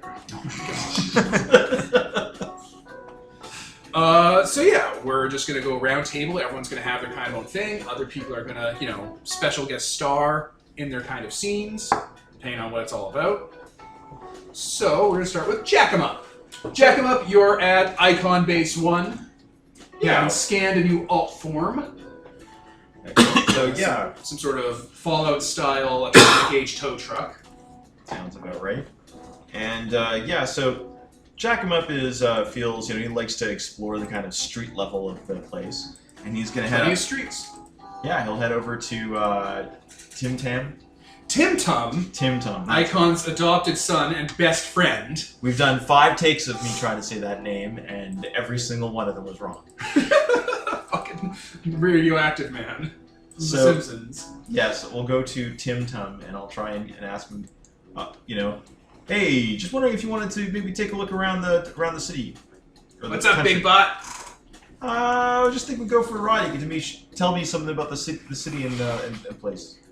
Oh, that sounds great. Turns out those wheels actually do something, right? Oh, of course. So step away and... I was afraid you were only one of those walkers. Oh, no. That's pretty rare. I like your Something. friends, but, what do you call it? The Doc. He seems pretty slow and old. I was afraid you were all like that because of how much bigger you were than Icon. No, but I mean, the Doc is like... He's been around forever. He looks like it. We got people like that here. There's a word for it. Curmudgeon. Don't know how to spell it, don't know what it means. Hey, let me tell you something, though. If you get shot up and half your chassis blown off, Amble is the one who would always put you back together. Yeah. Never asked any stupid questions about whether it was right or what side you were on. Stupid questions are the worst. Like, what are you doing out here? Why do you got those bolt cutters? Why did you spray paint that? You don't answer questions, especially not if they're a uniform. Oh, I think we're gonna get along real well. Yeah. So yeah, Right, get those cylinders firing. Let's take a joyride. Yep, open the door, goes in, it's a... He scuttles on inside. Let's blow something up. Let's wreck this place. Oh, hey, a safety harness. That's a good idea. Ah, yeah. Turns out when they first put those into our vehicles, the mortality rate skyrocketed. Really? Out of character, that's actually what happened, but not for the reason you think. Alright, out of character, for listeners, when they first put seatbelts in cars, the car-related mortality rate and, like, accident rate skyrocketed because people who were being fucking murdered by car accidents were surviving. But were being horribly maimed instead of being killed. What an improvement. Well, they got better, but it's like, that's what happened with seatbelts when people were like, yeah, seatbelts make things worse. It's like, no, asshole, people were just living. Then seatbelts got better and we invented crumple zones. Because beforehand, the human was the crumple zone. It was full of people. And then people started gluing some nice shiny rocks on their, Yeah, airbags. exactly. With the claymores. That's like you're like old cars could take a beating and still continue on. It's like, yeah, because the person inside was dead. And also because the cars weighed about 3 times as much. Yeah. It's like, hey, if you make the car bigger, people will be more likely to survive a car crash. And the Nope. other guy thought, well, if we make the car bigger, then the other guy will be able to survive the car crash. Yeah, and the car was bigger and heavier, so when the crash happened, the person was forced through the big, heavy, unmoving car into a paste. Anyway, so that's how Tim Tam dies. oh, and if you see a probe guy, maybe watch around. Just mention if you see him poking around, and don't get too close to him. Probe guy? I describe Rover. Rover's still on the ship. Yeah, but I mean, He there's knows no that. way he's not going to come out here and try and grab something. Like, pick it up, put him in a bottle. He sees an unmarked white van and scans that, and it's just a disguise for him for the planet. Ooh, candies. Like, yeah, the big blue candy van. It's a big white van. He's like carved with like a rail spike the Autobot symbol into the side. Now they'll know I'm friendly. That should have been his alt form. I wish. maybe if we do season 3 and you're on Earth, that could be his alt if he plays that. I'm the collector. White, unmarked, rusty van with a black tinted windows. That or like an ice cream truck with like that plays really creepy. No, with like a big it has to be the clown head on- van because then his name can be. His name isn't Rover. It's Roving Probable Cause. Rover for short. Oh, exalted. Good times. dear. Good times. So yeah, we're All gonna right, so start. he buckles up, and you're gonna go for a joyride. Yep. All right, so I guess we smash cut to you on a highway or whatever, just like going as fast as you can, hitting like speed bumps. Well, it's a good thing they've got. They have. The bad news is I'm copying a truck. The good news is I have a fusion engine or something there. You have a spark. So massive cheating is involved. You go where speedos, also known as pedestrians. Yeah, don't worry about those signs. They're just telling you not to go fast. You don't need to do that here. Oh, You're fair. you're an ambassador. Ambassadors don't follow rules. Yeah, it's like it just clicks back to like the plates that just sort of flip over and it says diplomatic. Yeah, there it is. immunity. Diplomat plates. I'm with Icon. Icon's fault. All right, you're joyriding. So yeah, you got Tim Tum in the car. Yeah. big atomic cities, spires everywhere. They have like natural resources they've reclaimed. So there's like beachfront and oceans and lakes and stuff, trees, forests, whatever you want. Yeah, basically he'll be mainly going in and like just exploring the city and sort of like because organics living in a city is not something that You've literally never been on a planet that has like functioning life that hasn't been hit by an apocalypse. or is like some weird Avatar clone thing. Yeah, exactly. Or, So he's like, whoa, pull over here, pull over here. yep. Hey, wait, you can look like this truck, right? Just sort of back into it slightly. You know, you hear the car alarm go off. No. Something different. Oh, You can look at this truck, right? Yeah, fair enough. I could. How are you good at copying things? It depends what it is. Yeah, he goes into his pocket and takes out a bunch of like small metal, like slugs or whatever. It's like, can you copy these? They're made of metal, right? Just make them look the same. Okay, so yeah, a bunch of I have minor repair stuff. So my micro Waldos come out Yeah. and like the and start hacking them up. Make it like 50 times those. Huh. So okay, so I'll try and throw those out. Right? Alright, I'll be right back. He runs into a building. Runs out later with what is clearly a boombox. There we go. And ice cream. I would have got some for you, but they don't have oil flavor. I don't know what oil is, but You definitely know what oil is. You Okay. have oil on Cybertron. that's true. It's what they serve in bars. Macadamia's Oil House. Don't worry, I brought along some picnic snacks. All right, so we have a fun time. We drive around. Yeah. And You can ask him questions and stuff and talk to him, get more of his backstory. so how'd you run into Icon? Icon, him and me go way back in his early days of being a hero. There was an incident in Rao, some sort of, I don't know, kerfuffle, right? Military and the civilian populace clashed. He stepped in, sorted it out, kept some people safe, picked me out of some of the rubble. I picked him up out of his funk. Yeah, and I noticed must have been a big war about 40 or 50 years back. Went nuclear? Way before my time, way before his time. Oh, I guess true. That's true. No, this was different. So, I mean, this nation just sort of coalesced around Icon. Hey, Big Blue. People like a hero, especially when he doesn't look like you. I think that's what people have settled on. So it's not like he has like ulterior motives, right? That's true. Icon seems like a pretty straight up guy. Yeah, but he's a big stranger. He's like a neutral party. Fair enough. So all the coalitions in the area kind of just agreed he'd be the best example to follow. Fair enough. And I've gone on adventures though. It's been pretty sweet. so like, what would you mean adventures? Like, what are you doing exactly? We went to the northern continent before his base got built, right? Turns out there's a part of it that still has like prehistoric animals from, back in time. Big lizards. So they were still there. We had to find a science party. It turns out there was like intelligent animals there. They tried to marry me off to their queen. He saved me. Just nuts. Well, that doesn't sound plausible. Sounds quite ridiculous, actually. There's a time where the scientist was afraid of Icon because he was an alien and strange. Real racist, right? So we built a potion to turn his goons into giant, primitive monster people. I got sprayed with it. I was being chased around town by the military. It was crazy. Oh, sounds like just like the Reptilons of FCN6. Yeah, probably like whatever that is. Just think of the episode where Lois Lane makes herself black. This is just like No, we can't talk about Steps that. into a machine that makes her jersey. so God help me if Super Baby is involved. Listeners, for reference, there is an episode of Superman where Lois Lane goes into a machine Superman built to turn her black for a little while. It's real. We didn't make that up. We're not responsible for it.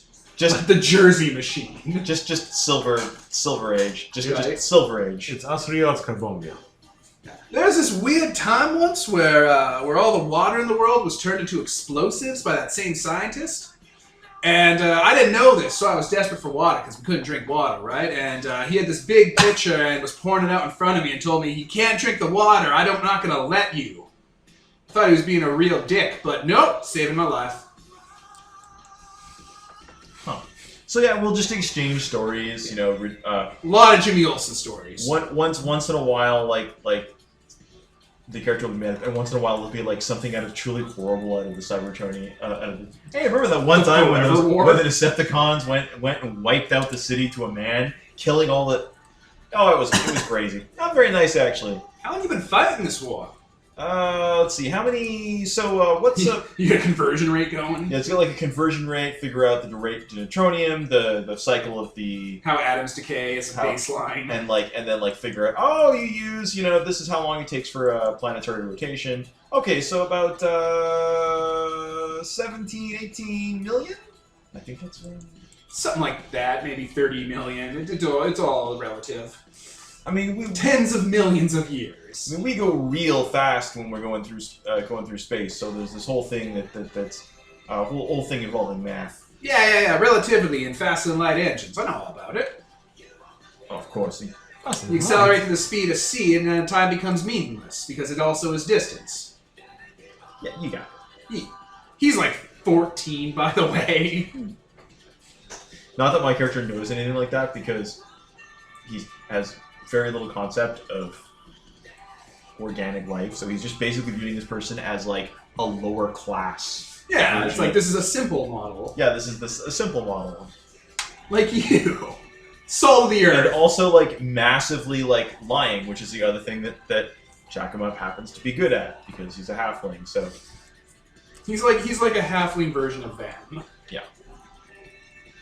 So yeah, you hang out, joyride. Anything else you want to talk about, ask him about? Anything else you want to I think that's good enough for there. I think we're gonna talk. We're gonna chat about stuff. You can forge a bond. That would be Tim nice. Tum.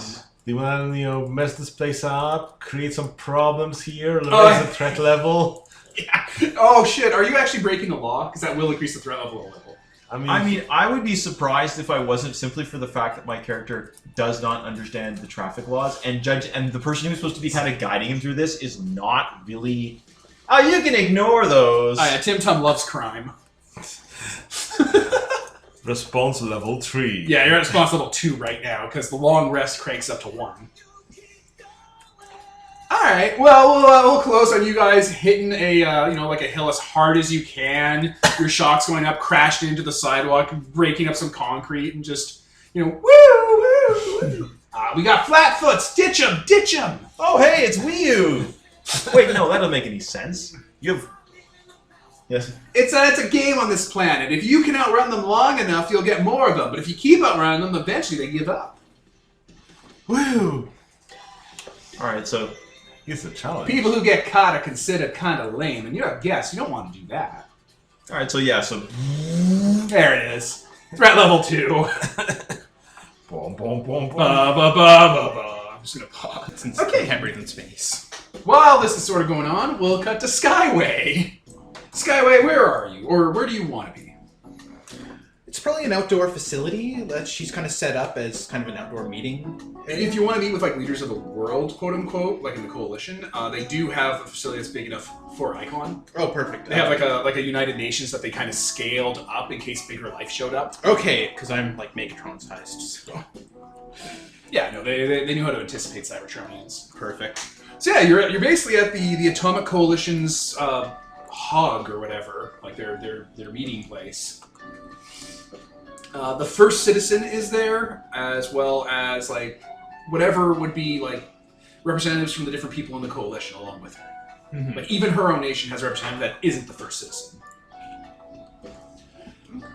Yeah. So yeah, you got a room full of diplomats and their attachés and people from the media and all that, just here to listen to the leader of the Cybertronians.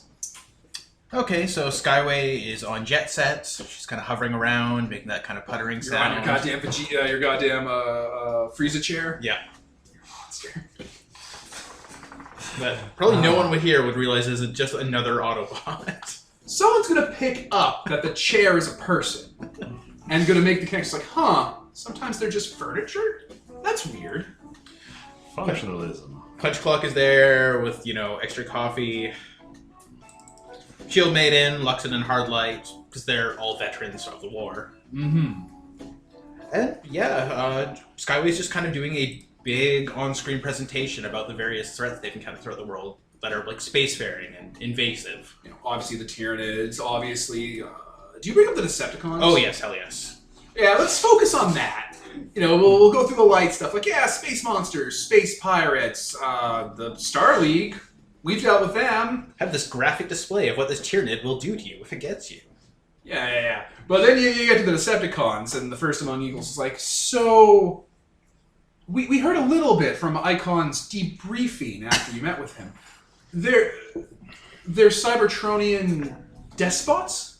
They are tyrants and madmen. We have people like this on our world. We have the colloquialism for them. We call them supervillains. An entire part of your species has turned into this? Unfortunately, yes. And supervillain seems like a very apt term for what they do. Mad experiments on their own men, their own kind. And Do you on bring up us. stuff like Combiner Tech, which is Decepticon technology? Combiner tech, the ones that land on Earth and start looking like other people. Pretender shells? Pretender shells, which they've dealt with. The ones that are like alien, but Yeah, yeah, Tyranids. pretender shields. We had a similar villain on this world do something. It wasn't combining, but it was scaling up citizens into war beasts. Interesting. That is something that our own Decepticons have done as well. Yeah, you gotta start comparing notes on famous monster tyrants from your peoples, and there are parallels. Huh. It's funny how alike many of us are when you get down to it. Even across the stars. If you've set up a presence here, is there a chance that these... We know the word Decepticon, though. You do. Well, she kind of looks, and they kind of like form a different session, like a smaller, more cloistered one. Mm-hmm. Just to kind of segue for a bit. Like we take a recess. About 10 years ago, before my term started as first citizen, there was an alien invasion on our orbital when we first established it, and we were starting to set up a moon base. They were organic criminals, and they grievously injured Icon. They terminally injured him. Among the spacefaring criminals was a Cybertronian. He identified himself as a Decepticon, and he was the one who was able to repair Icon and bring him back to working order. He claimed that Icon's their shared birthright was more important than whatever it was these criminals were doing. Fascinating. Did you get a name? Our technology wasn't functioning during the attack. We only have eyewitness reports, and the being didn't identify themselves. Icon has sporadic memories from the surgery, but for the most part, an expressive, sort of charismatic personality is all that was kind of gotten across. They claimed they were a scientist. Fascinating. I'm going to say They this. also claimed that the label Decepticon was retroactively applied by the fascist government trying to oppress them, that they took on as a personal moniker. I have no idea what he is talking about. There's so many that can be described by this one thing. I would also accept the line, that sounds like expanded universe fiction. That does sound. That sounds like a prequel meme. I'm going to say this. Not every Decepticon, at least in my opinion, is unequivocally evil. They're not beyond redemption. There's not a chance that they wouldn't show kindness. And as your Icon is not an Autobot, specifically, they would not see them as an enemy.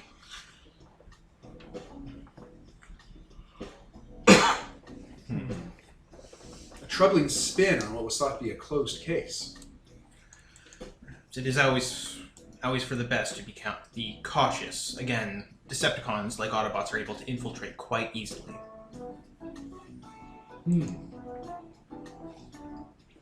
It's not the first time a Decepticon has landed on a planet and pretended to be an ally. Do you think that Icon's continuing presence here would attract your kind? over time, perhaps, as he grows in renown, especially amongst other starfarers. But I don't believe it would attract a large-scale attack or attention, as you might fear it would. It's a vast universe. Your arrival has been redefining our relationship with Icon and how we understand him. We always thought that he was a typical member of your species, but from inference and from just hearing the conversations you've been having with him, it sounds like he might not be standard or typical. The circumstances of his birth are indeed very unusual. Does that mean that he wouldn't be valuable enough for your Decepticon war criminals to come here for? There's nothing about him that stands out as particularly valuable, meaning no offense, of course. He is your protector. We value Icon, and I have a close relationship with him as first citizen. He helped me when I was he once saved me when I was like a senator. But these are the sort of impartial facts we have to ask. Is he valuable enough for renegades to come here and try to take or fight for renown? There's nothing particularly unique outside of the circumstances of his birth. He is indeed an anomaly amongst Cybertronians, but not in a way that would make him valuable as a weapon or something that they would attack the planet for, in my opinion. So in your eyes, it doesn't seem out of character for a science member of these Decepticons or a doctor to try and resuscitate what they see as a dying member of their species. Decepticons show camaraderie, friendship, love. Amongst themselves, yes, I imagine they do. She's been kind of side-eyeing the pictures of, like, combiners, like, Bruticus and stuff, or like the Insecticon experiments they used to run, and be like, there is cruelty amongst them, but again, they are Cybertronians just as we are. It did not. The schism that happened amongst our people did not render them all sociopaths. Do you have any questions for us before we bring everyone back in? Me? We have so much to learn from you, but we'd more than be happy to answer questions. What is it like being the symbol of your people? First Citizen is a challenging position. It requires much sacrifice that we've come to expect from being a leader of a people. You have to give up quite a bit to reach this position, and it's meant to deter those from trying to seek it out. It's not a status of power so much as one of great sacrifice and of responsibility, yes. Well, what is it like being First Citizen among your people?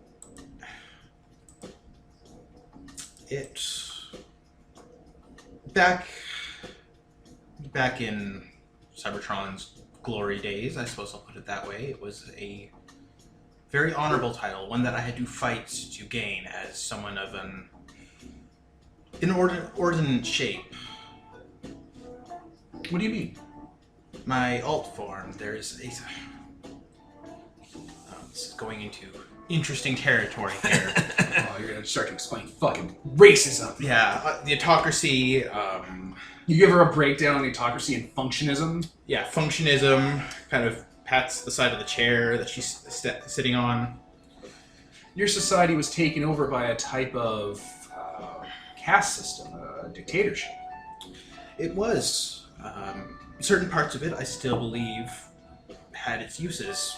Autobots do indeed have shapes that preclude them towards certain activities. But the way they were treated meant that those certain activities were considered lesser than others. Was there more freedom to more valuable cast members? More privilege? Much more. We went the opposite direction when we tried to establish our world government. The First Citizen is more about sacrifice than privilege.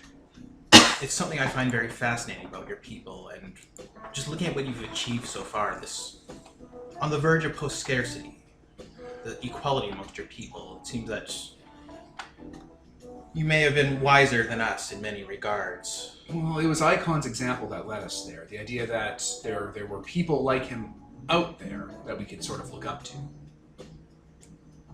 I think we were chasing the idea of you rather than who you ended up being. That is for the best for your people, I believe. makes Icon all the more, what's the word, fitting as his name.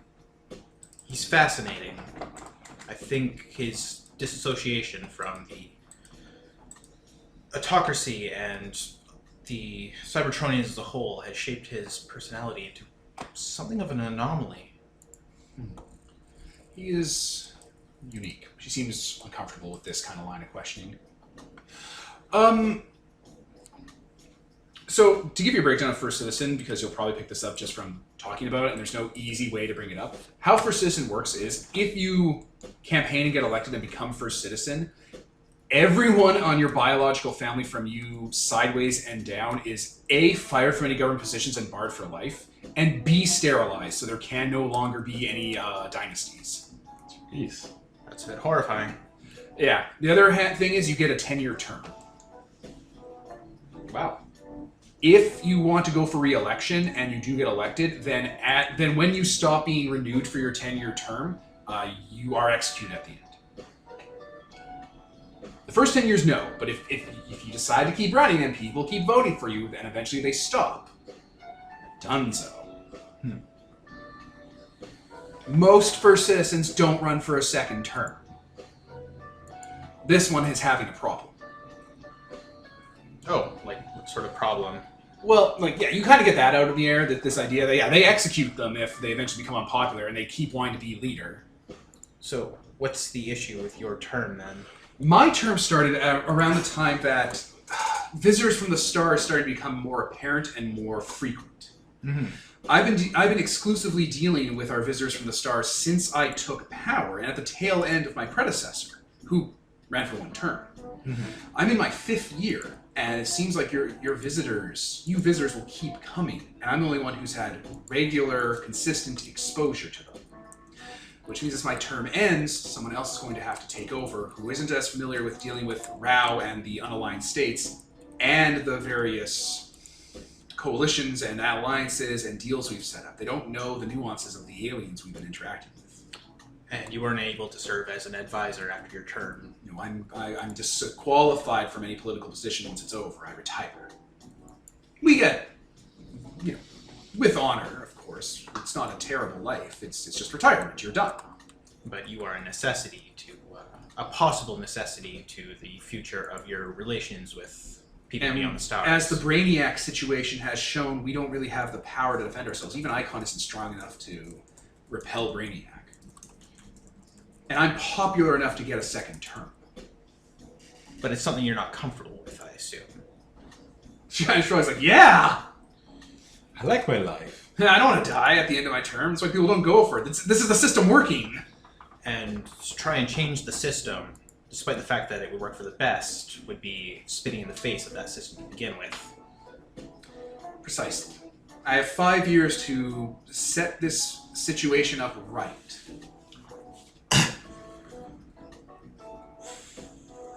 It's a tough position, an enviable one. This is why I've been asking about your government and how you deal with it, but as you've told me with your Great War, it looks like that did not end as cleanly as our books and our speculative fiction have theorized. It still is not ended. Or romanticized. It may never end. We thought that, well, when we heard that you had a civil war, we thought it was more recent, but it's been going on since before our species evolved on this world. We're long-lived. You can see why I have a little bit of my enthusiasm or hope dashed. Well, as your icon said, it's the hope that drives you on. It's just her problem. There's no easy solution to it. There is literally no...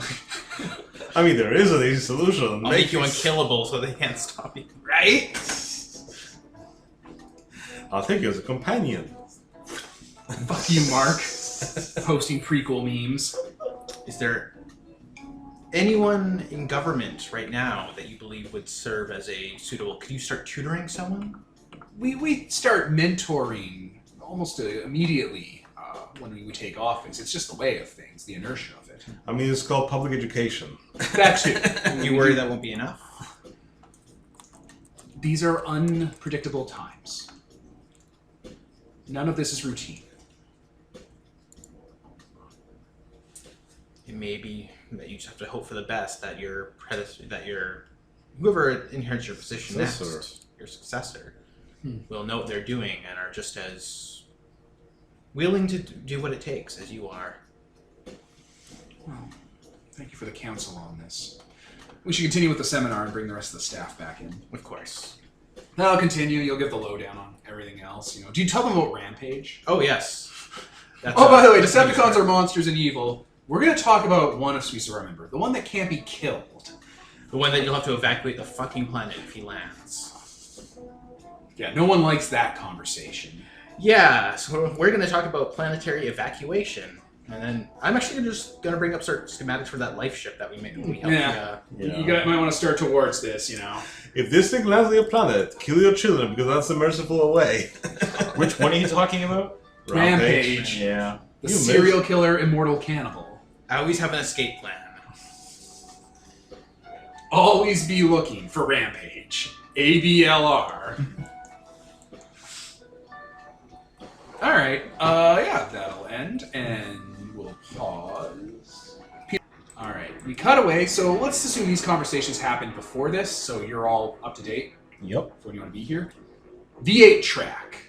Hovering in orbit, there's skeleton crews on the ship's bridge and stuff, and like on the outside repairing it. You're right by that tether they have, that space elevator. They're probably docked with it, and like people are bringing materials on board, doing repairs. God damn, this is like the scene from the opening of Valerian. Like they have a normal Earth-looking International Space Station on a tether, and then a big goddamn alien ship drives on up. Yup. So yeah, there's just work being done. None of the aliens are on your ship because your ship is a death trap. A scary, scary death trap. You might get screwed by someone just walking over you. Yeah, none of the astronauts are going to like explore your vessel. Especially not when they're gearing up for a fight. But yeah, we're in your medical bay, so that big kind of red and copper and brown coloration to the ship, power lines everywhere, cables hanging. It's all very the Nostromo, like big and industrial, and that's even your med bay's like that with all its diagnostic equipment, holograms, and sparking equipment. Yeah, you and Icon are here, and anyone else wants to be in this scene. So, set up what you're up to, Tyler, or Anvil. I've got him laid out in one of those kind of rejuvenation chambers. CR chamber, or do you have him on like a bed? I've got him on a bed. Like a work table, basically. Yeah. And I'm cutting out some of the inferior metal that's been bonded to his body and replacing it with Cybertronian metal. Sure, you're grafting stuff onto him. Yeah. Yeah. Do you crack him open? Like to see his organs? Yeah, we'll take a look. Oh man, they're not doing great. They're mostly underdeveloped. He doesn't even have a T-cog. He doesn't have cable. What's he turn into? Yeah, it's completely absent. His system just kind of adapted without it. That's unfortunate. What's the prognosis, Doc? Am I a goner? You'll be fine. Will I ever play ball again? Not well. Wasn't that good to begin with? That's what I was going to follow up with. I took your punchline. Yeah. Looks like I still got some game on the court then, Doc. Yeah. Where'd you get this wound? Oh, that? They called that the terror sore. Crashed into our northmost ocean. 2 heads. Breathed acid fire. Sounds exciting. Just one extra noggin to knock in. You're quite the scrapper. Yeah, you gotta be when you're as big as I am. They don't really make weapons in my size, so you gotta put the hammers out. Cut through our armory with weapons his size and bigger. Literally bigger than him. No, Weapons that are literally people. that too. Plus, So, it's a little less lethal. So, you like it here? It's my home. People here are good. They care. And they can do a lot better if someone just kind of takes the first few steps. And that someone is you. If it had to be anyone, why not? Well, that's very noble of you. That's think the... Oh, sorry. You'd make a good Autobot. Thank you. I always try to make myself the best version of me I can. Well, let's see if I can make you a little bit of a better version myself. There you go. That's a good one. Yeah, you guys can just flip on out whenever you want. So yeah, come. Wee you. Hey, got your friend a toy. So basically, got like a bunch of like Car sirens. car sirens, and like the lights have been like hooked up. Wee you. That's some kind of joke. Oh, it's a souvenir. Just imagining, what's his goddamn name? Screamo. Screamo? Yeah. Imagine him walking up to them, and like he's just like a light with legs, right? Yeah. But, like where the light is just opened up to a maw, and him starting to chew on them because they're competition, they're prey.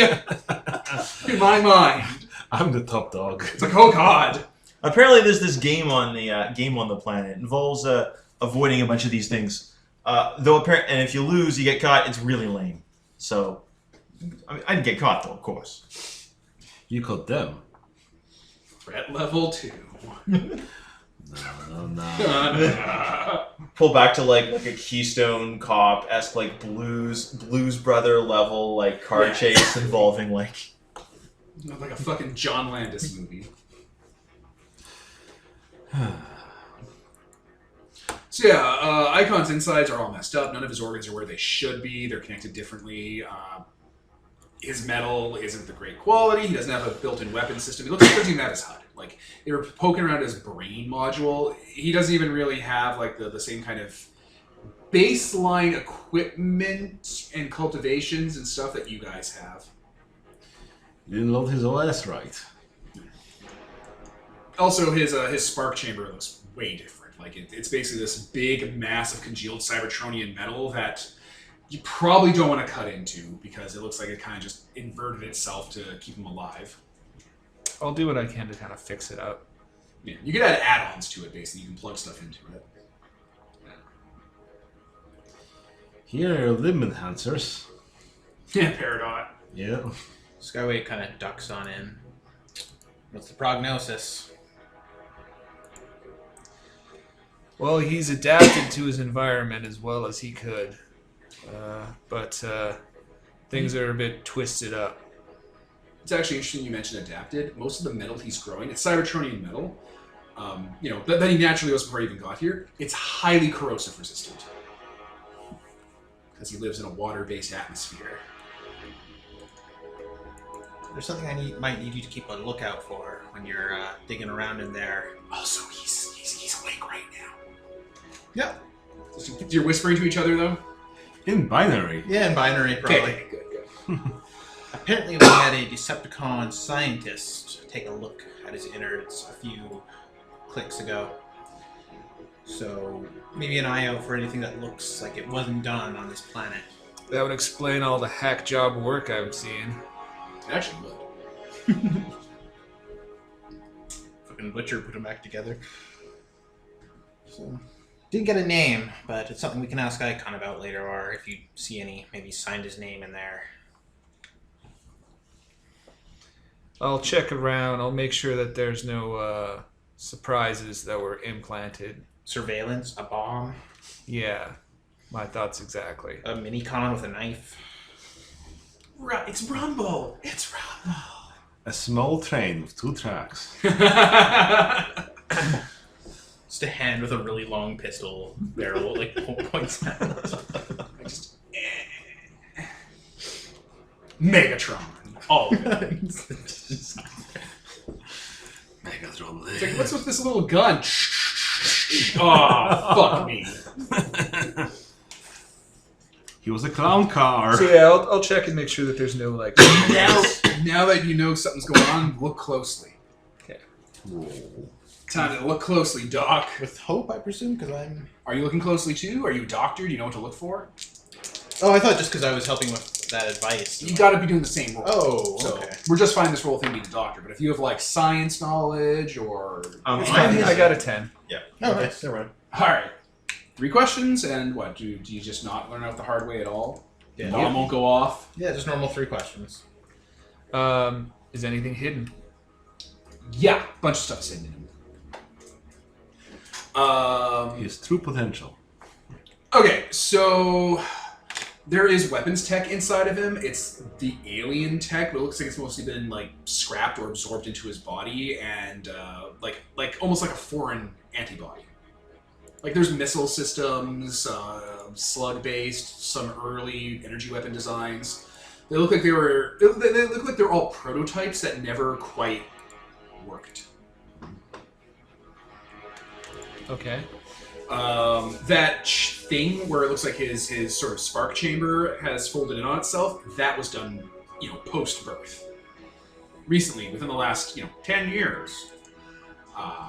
And yeah, the weird material, the way it looks kind of like one solid surface, now that you know what to look for, that's not naturally occurring. That's like treated Cybertronian, like, battle material. So it looks like we were putting it back together, like hardened his spark chamber and like, plated it and coated it so it couldn't be like cracked open again. They black boxed him. What will happen if I remove the alien technology? Like the Decepticon tech or the normal... The Decepticon tech. Oh, he'll die. He literally was killed and put back together.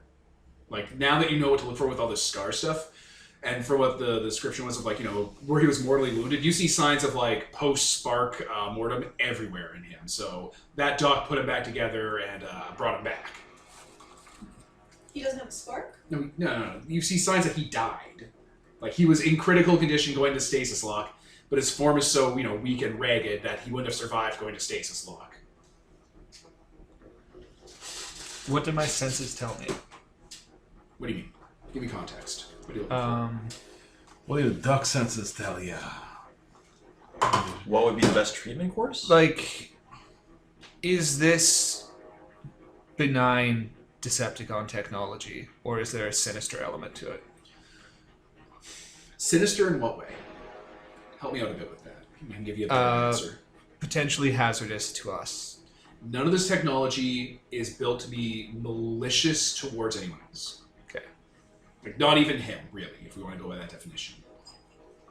But it does look like it's experimental. Someone took the opportunity that presented itself to run a little bit of experimentation, and it just so happened the result was he's alive. Okay. Is there a third question? That was 3 questions. All right. Anyone else want to take a crack at him while you're under the hood?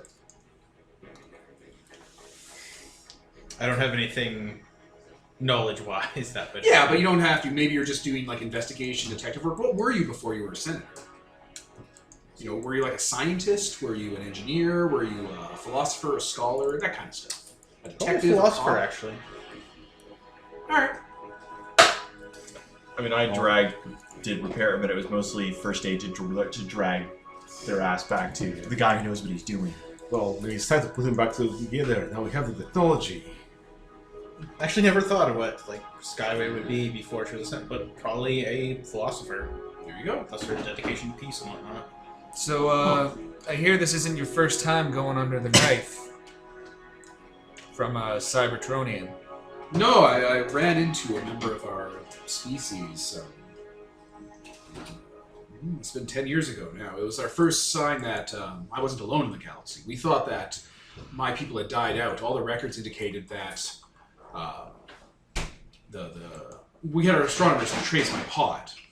And from the trajectory, the timing, the space debris, it all pointed to millions upon millions of years having it passed. So we assumed our people had died out. We didn't even know what our lifespans were like. Tell me about this guy. I don't remember much. It was a coterie of alien malefactors, causing trouble, trying to steal the gold in our moon. One of them was Cybertronian, and when I got into the fight with their leader, they were aliens, of course, I was mortally wounded by their advanced weaponry. I think what happened was the Cybertronian recognized me as not being part of any faction and just being a fellow member of our kind, and took pity and nursed me back to health. In my experience, Decepticons don't feel pity. He probably just saw an opportunity to do some illegal tinkering. I can't argue with the results. I mean, Doc, not for me to disagree with your diagnosis, but there are a couple Decepticons among the disaffected. No, they're all dicks. What about Nitro Zeus?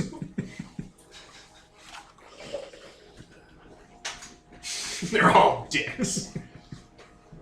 They're all Tailpipes? there it is. They're all tailpipes. They're all tailpipes.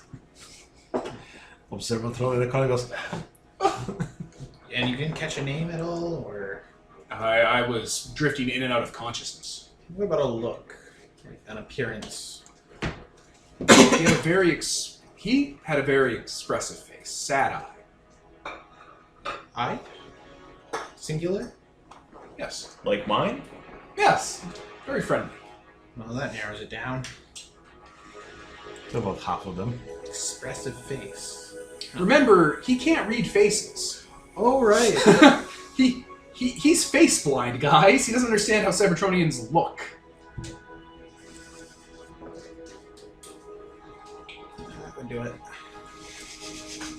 Remember, he doesn't know Dick. He doesn't know jack about Dick. Yeah. If you want to make any educated guesses based on your knowledge of Transformers, feel free. I mean, go ahead, make the fucking case. I mean, You grew up with the toys. the most famous one I can think of would be Shockwave, but I don't know, we slapped those heads on a lot of people, but that is a good Yeah. guess. please don't say we. Yeah, that was a good one. Subtle. Subtle. I don't know, Amble, have you ever encountered Shockwave before? Yeah. Or his work, which that's a lot more common yes to. Yeah, I've been around for a while. I've encountered most of the Decepticons. Maybe do another look closely. See what you can infer. Yeah, it's 11. Okay. Alright, we're back. So, you're looking for the telltale signs of Shockwave. Yeah. For reference to listeners who might not be up to speed, Shockwave is the chief Decepticon scientist and Megatron's basically his right-hand man after Soundwave. Megatron trusts all of his experiments to Shockwave, including altering his own body. He puts himself under Shockwave's knife all the time, comes back scarier every time. So, you get 3 questions. And I'll answer the first one for you without having to take it. You see that Shockwave is working here. What did Shockwave do? Shockwave amputated some of his vestigial organs, opened up some more space inside of him, ripped out a lot of the primitive technology, and probably did a lot of the work that's keeping him functioning after he was critically wounded. So he's tinkered and overhauled his internal systems. Is there any way that this can help me? You?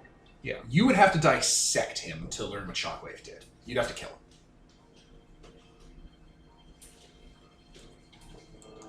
That's a sacrifice I'm sure he's willing to make. Oh my god. So that's question 1 there? 2? I don't know.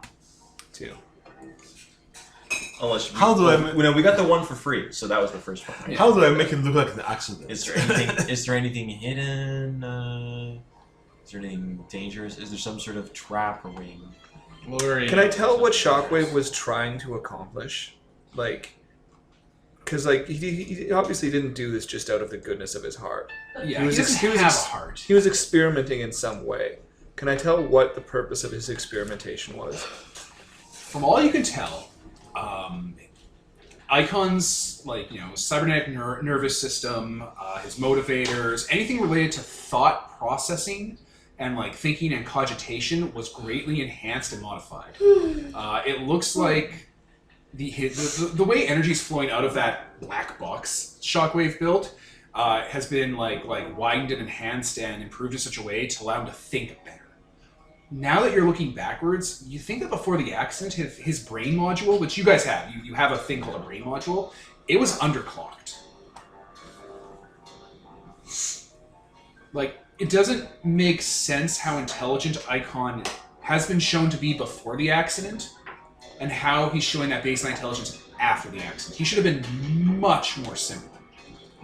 So it seems to be tying with the previous experiment of Shockwave we've seen, with like trying to copy Megatron's identity to other people. So maybe, yeah, the brain tech. You could ask his function. Shadow play? Yeah. It could be, but he could have done shadow play, or at the very least, you see signs in his brain module of an ad hoc cortical psychic patch port.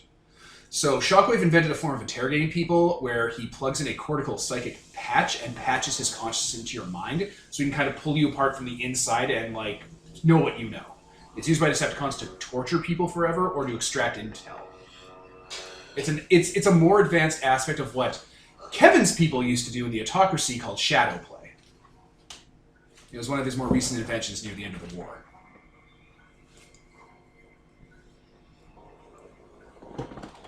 Anything else anyone wants to ask?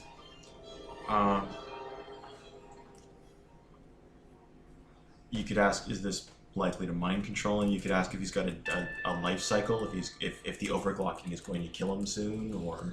Yeah, is there like a back door into his mind that Shockwave could exploit? It doesn't seem like Shockwave would care. He did his work and he left. Like, the act of putting him together after he was killed or after he was mortally wounded was the experiment. Once he was brought back, the experiment was completed, and Shockwave has moved on and doesn't care anymore. Remnant experiments. And yeah, it's very clear that before this accident happened, Icon would not have had the brain module capacity to be as articulate as he is right now, and you have evidence that he was beforehand.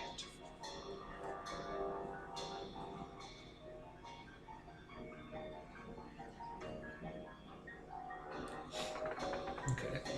Yeah, as you're exploring that kind of casket built around his spark chamber and main like energon processor and like engine block, basically, it's made of ununtrium, which is the material that Shockwave used on Overlord and Megatron and Rampage to make them indestructible. It's a form of naquita harvested from collapsed stars. That is some... Very hard to come by, and Shockwave usually doesn't waste things.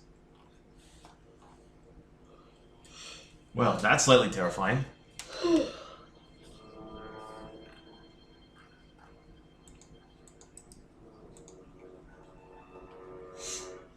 Well, I'll put him back together. Alright, he was conscious that whole time? Yeah. You guys were just chatting without him? Well, he was included in the conversation. Yeah. What parts of the conversation? I mean... Let's be specific here. Well, I'm assuming like... Were you guys just having a normal conversation? conversation? And, well, in the he's just background? looking, and I'm just sort of looking at the scans like, oh, that's, what did you call that material? Anuntrium. Anuntrium. It's like, oh, that's stuff that you normally only see in prime level and like Devastator class weapons and things like that, and well, I do have one bit of good news for you, Icon. The Cybertronian who was fixing you up definitely knew what he was doing. What dark Whether- thoughts exist in that sick mind? Amble removes bond with, Yeah. Erases a bond with Jack him up. Friendship with Jack 'em Up ended. Friendship with Nick You got a Knack comms begun. patch? What's that? You got a comms patch with the planet? Yeah. You can take a look at some footage from Icon making speeches from before the accident. What? See if he's dumber? No, see if there's any okay, micro, like private. No, see if there's any difference. Sure. Previous speeches Icon gave before the accident were, I'm going to say, just as optimistic, but they're a lot more nationalist. And like that's something that you, Skyway, pick up almost immediately. Like his candor, his conversation, the words he uses, he's acting a lot more like a politician. Like someone who's saying the right words to like get the populace to trust and have faith in him, and also have faith in the government and the military. And that all disappears like immediately after he's back in the field after the accident, like not even a couple months. It's no longer there. Like it's almost entirely like what you'd expect to hear from Optimus. Altruistic, kind, compassionate, even going so far as to say that if necessary to bring Rao in, he would stop being a citizen of the Atomic Coalition and be a citizen of the world to show his good faith, like constantly making sacrifices and compromises of himself to make sure the good of the many is met. Do you like when he starts making those speeches? Are like the politicians who are behind him going like, or do they ever show signs of WTF? Well, that I don't want to keep making you guys roll closely, so I don't know. Do like straight stats, like a sense or what kind of sense do we have in this game? Wisdom would be. Also, specifically before surgery, I'm wondering if it looks like he was being fed those lines. They seem sincere, but it's hard to tell because he's terrible at making Cybertronian expressions. Okay, so Right. Like he's dog shit at emoting like a person. so he used to be more nationalistic, or did he become more nationalistic? He used to be more nationalistic. More nationalistic, more propaganda. He seemed to. He was doing the politician It was thing. out of character. I mean, it just seems like it's something the first citizen had helped rebuild him. So I still think that Shockwave was doing more of the shadow playing, but instead of making it Megatron, like, hey, let's make a caricature of Optimus. No, I think what was happening. Shockwave never had the capacity to understand that. I think what was happening was when he was originally found and he was being rebuilt. I think he was he was rebuilt by the coalition that were the big government. He was protected the senator and helped them out. Like that was a thing. And then he got shot up on the planet, and Cybertron. Oh, this person is being puppeted by the thing. And I think that's one of the few things. Having a Cybertronian being puppeted by another person on the planet is something that even the Decepticons might find offensive. No Oh, yeah. gods, no masters. Yeah, remember, Shockwave was mutilated by an authoritarian government, so maybe him encountering a Cybertron being mutilated by authoritarian government. Like, if you knew Shockwave enough and had to make a guess based on you all knowing he used to be a senator and a compassionate, caring, empathetic individual who truly loved his fellow Cybertronian before the government butchered him for talking about peace and getting rid of racism, maybe, on the biggest leap that Jackamup's making, maybe that rattled something loose in Shockwave's dead little mind. Maybe. It's a stretch, but it is a stretch that Optimus would make. Sounds about. That's definitely like the sort of optimistic leap of faith Optimus might make in this scenario, you feel. Maybe just this once, something stirred in Shockwave's mind and made him do something altruistic. Not even for an altruistic reason, just because it's Just because it was him. Empathy fired. A mirror neuron in his mind fired up. Maybe. Roll closely for you're watching those videos with, let's say, Grace or Sense. Okay. I'll Whoever go wants it. Grace because that's. Hell no. All right, I'm gonna do it as well since I have Grace. Well, if you're both working together, one of you rolls a hope. Okay. That's exactly the scenario. So add one dice to that roll. That's definitely over 10. So the politicians immediately after are showing clear masks, signs of extreme discomfort and alarm. But they look like that even before he's starting to talk. Everyone looks worried, even before he starts giving these speeches. And if you track media back to right after the accident, maybe the first couple of weeks, they're cautiously optimistic. But maybe 2-3 months after that, even before he's making public appearances, you can tell there's something wrong. Everyone's worried. There's hushed conversations. People are looking at each other. Something went wrong. Something's off. A very jarring personality change from the looks of it. Yeah. People look spooked. The first citizen looks spooked in those early videos right after the accident. All right. There's a very short period of time, maybe probably when he was recovering and he wasn't talking, And this was how many years ago? 10. So yeah, unfortunately, we wouldn't know. What's his name? Would have been way too young. And this is before the first citizen that's currently ruling, because she's only been there for 5 Yeah, years. but she knew him. Hmm. Yeah, this isn't something she brought up, but I assume it would be a odd subject to breach. Well, that's something you could explore next time. Okay. It's a lead. Jack him up just for fun. And the cut that you're gonna fail, you're gonna get if you fail, is just gonna be you're not gonna catch it. Roll wisdom. 11. So Ian would be here to pick up on this roll. Spent a lot of time with Tim Tum. He showed you his comics, right? Yeah, Comics go we back. talked about all of them. How old's Tim Tum? How old's Tim Tum? 14, something like that. How many adventures has he been on? Way too goddamn many. I think that's a good point to end it for the night. Okay. As you put two and two together and realize that Tim Tum and Icon have had 30 years of adventures, and Tim Tum is 14. So yeah, just it ends with him just doing some math as opposed to thinking about all those comics and stuff like that, and then going, "Oh crap." Tim Tum shaving while he's writing. Oh no, no. Oh, no. You scanned him. Biologically, he's 14. He's carbon dated for 14. He's not an old man or an old babushka grandma serial killer like in all those Russian adoption horror. There's only two. There's two glaring possibilities. Both of them are horrendous. Well, we didn't open his cupboard to see Robin 2. To see what? Robin 2. Yeah, fucking Jason Todd's urns. Yep. And the other possibility is. And I cannot help point something more. The footage you have of Icon from 30 years ago, Tim Tum's in that footage. Yeah. No one's caught on to this, or it's a thing. It's not really something that, like, it's not public footage. It's like footage of him around the base or him, like, going through military exercises. So, yeah, this is from 30 years ago, and this is it's supposed to be a 14-year-old. 14 planetary things. You think he's a pretender shell? Oh. No. And I think that's that moment. We're gonna skip fucking Peter's scene playing around with pretender shells because he wanted to set up an android population. We're gonna skip that, and we're just gonna end it for the night. I was Devin, Tyler, Kevin, Peter. Mark.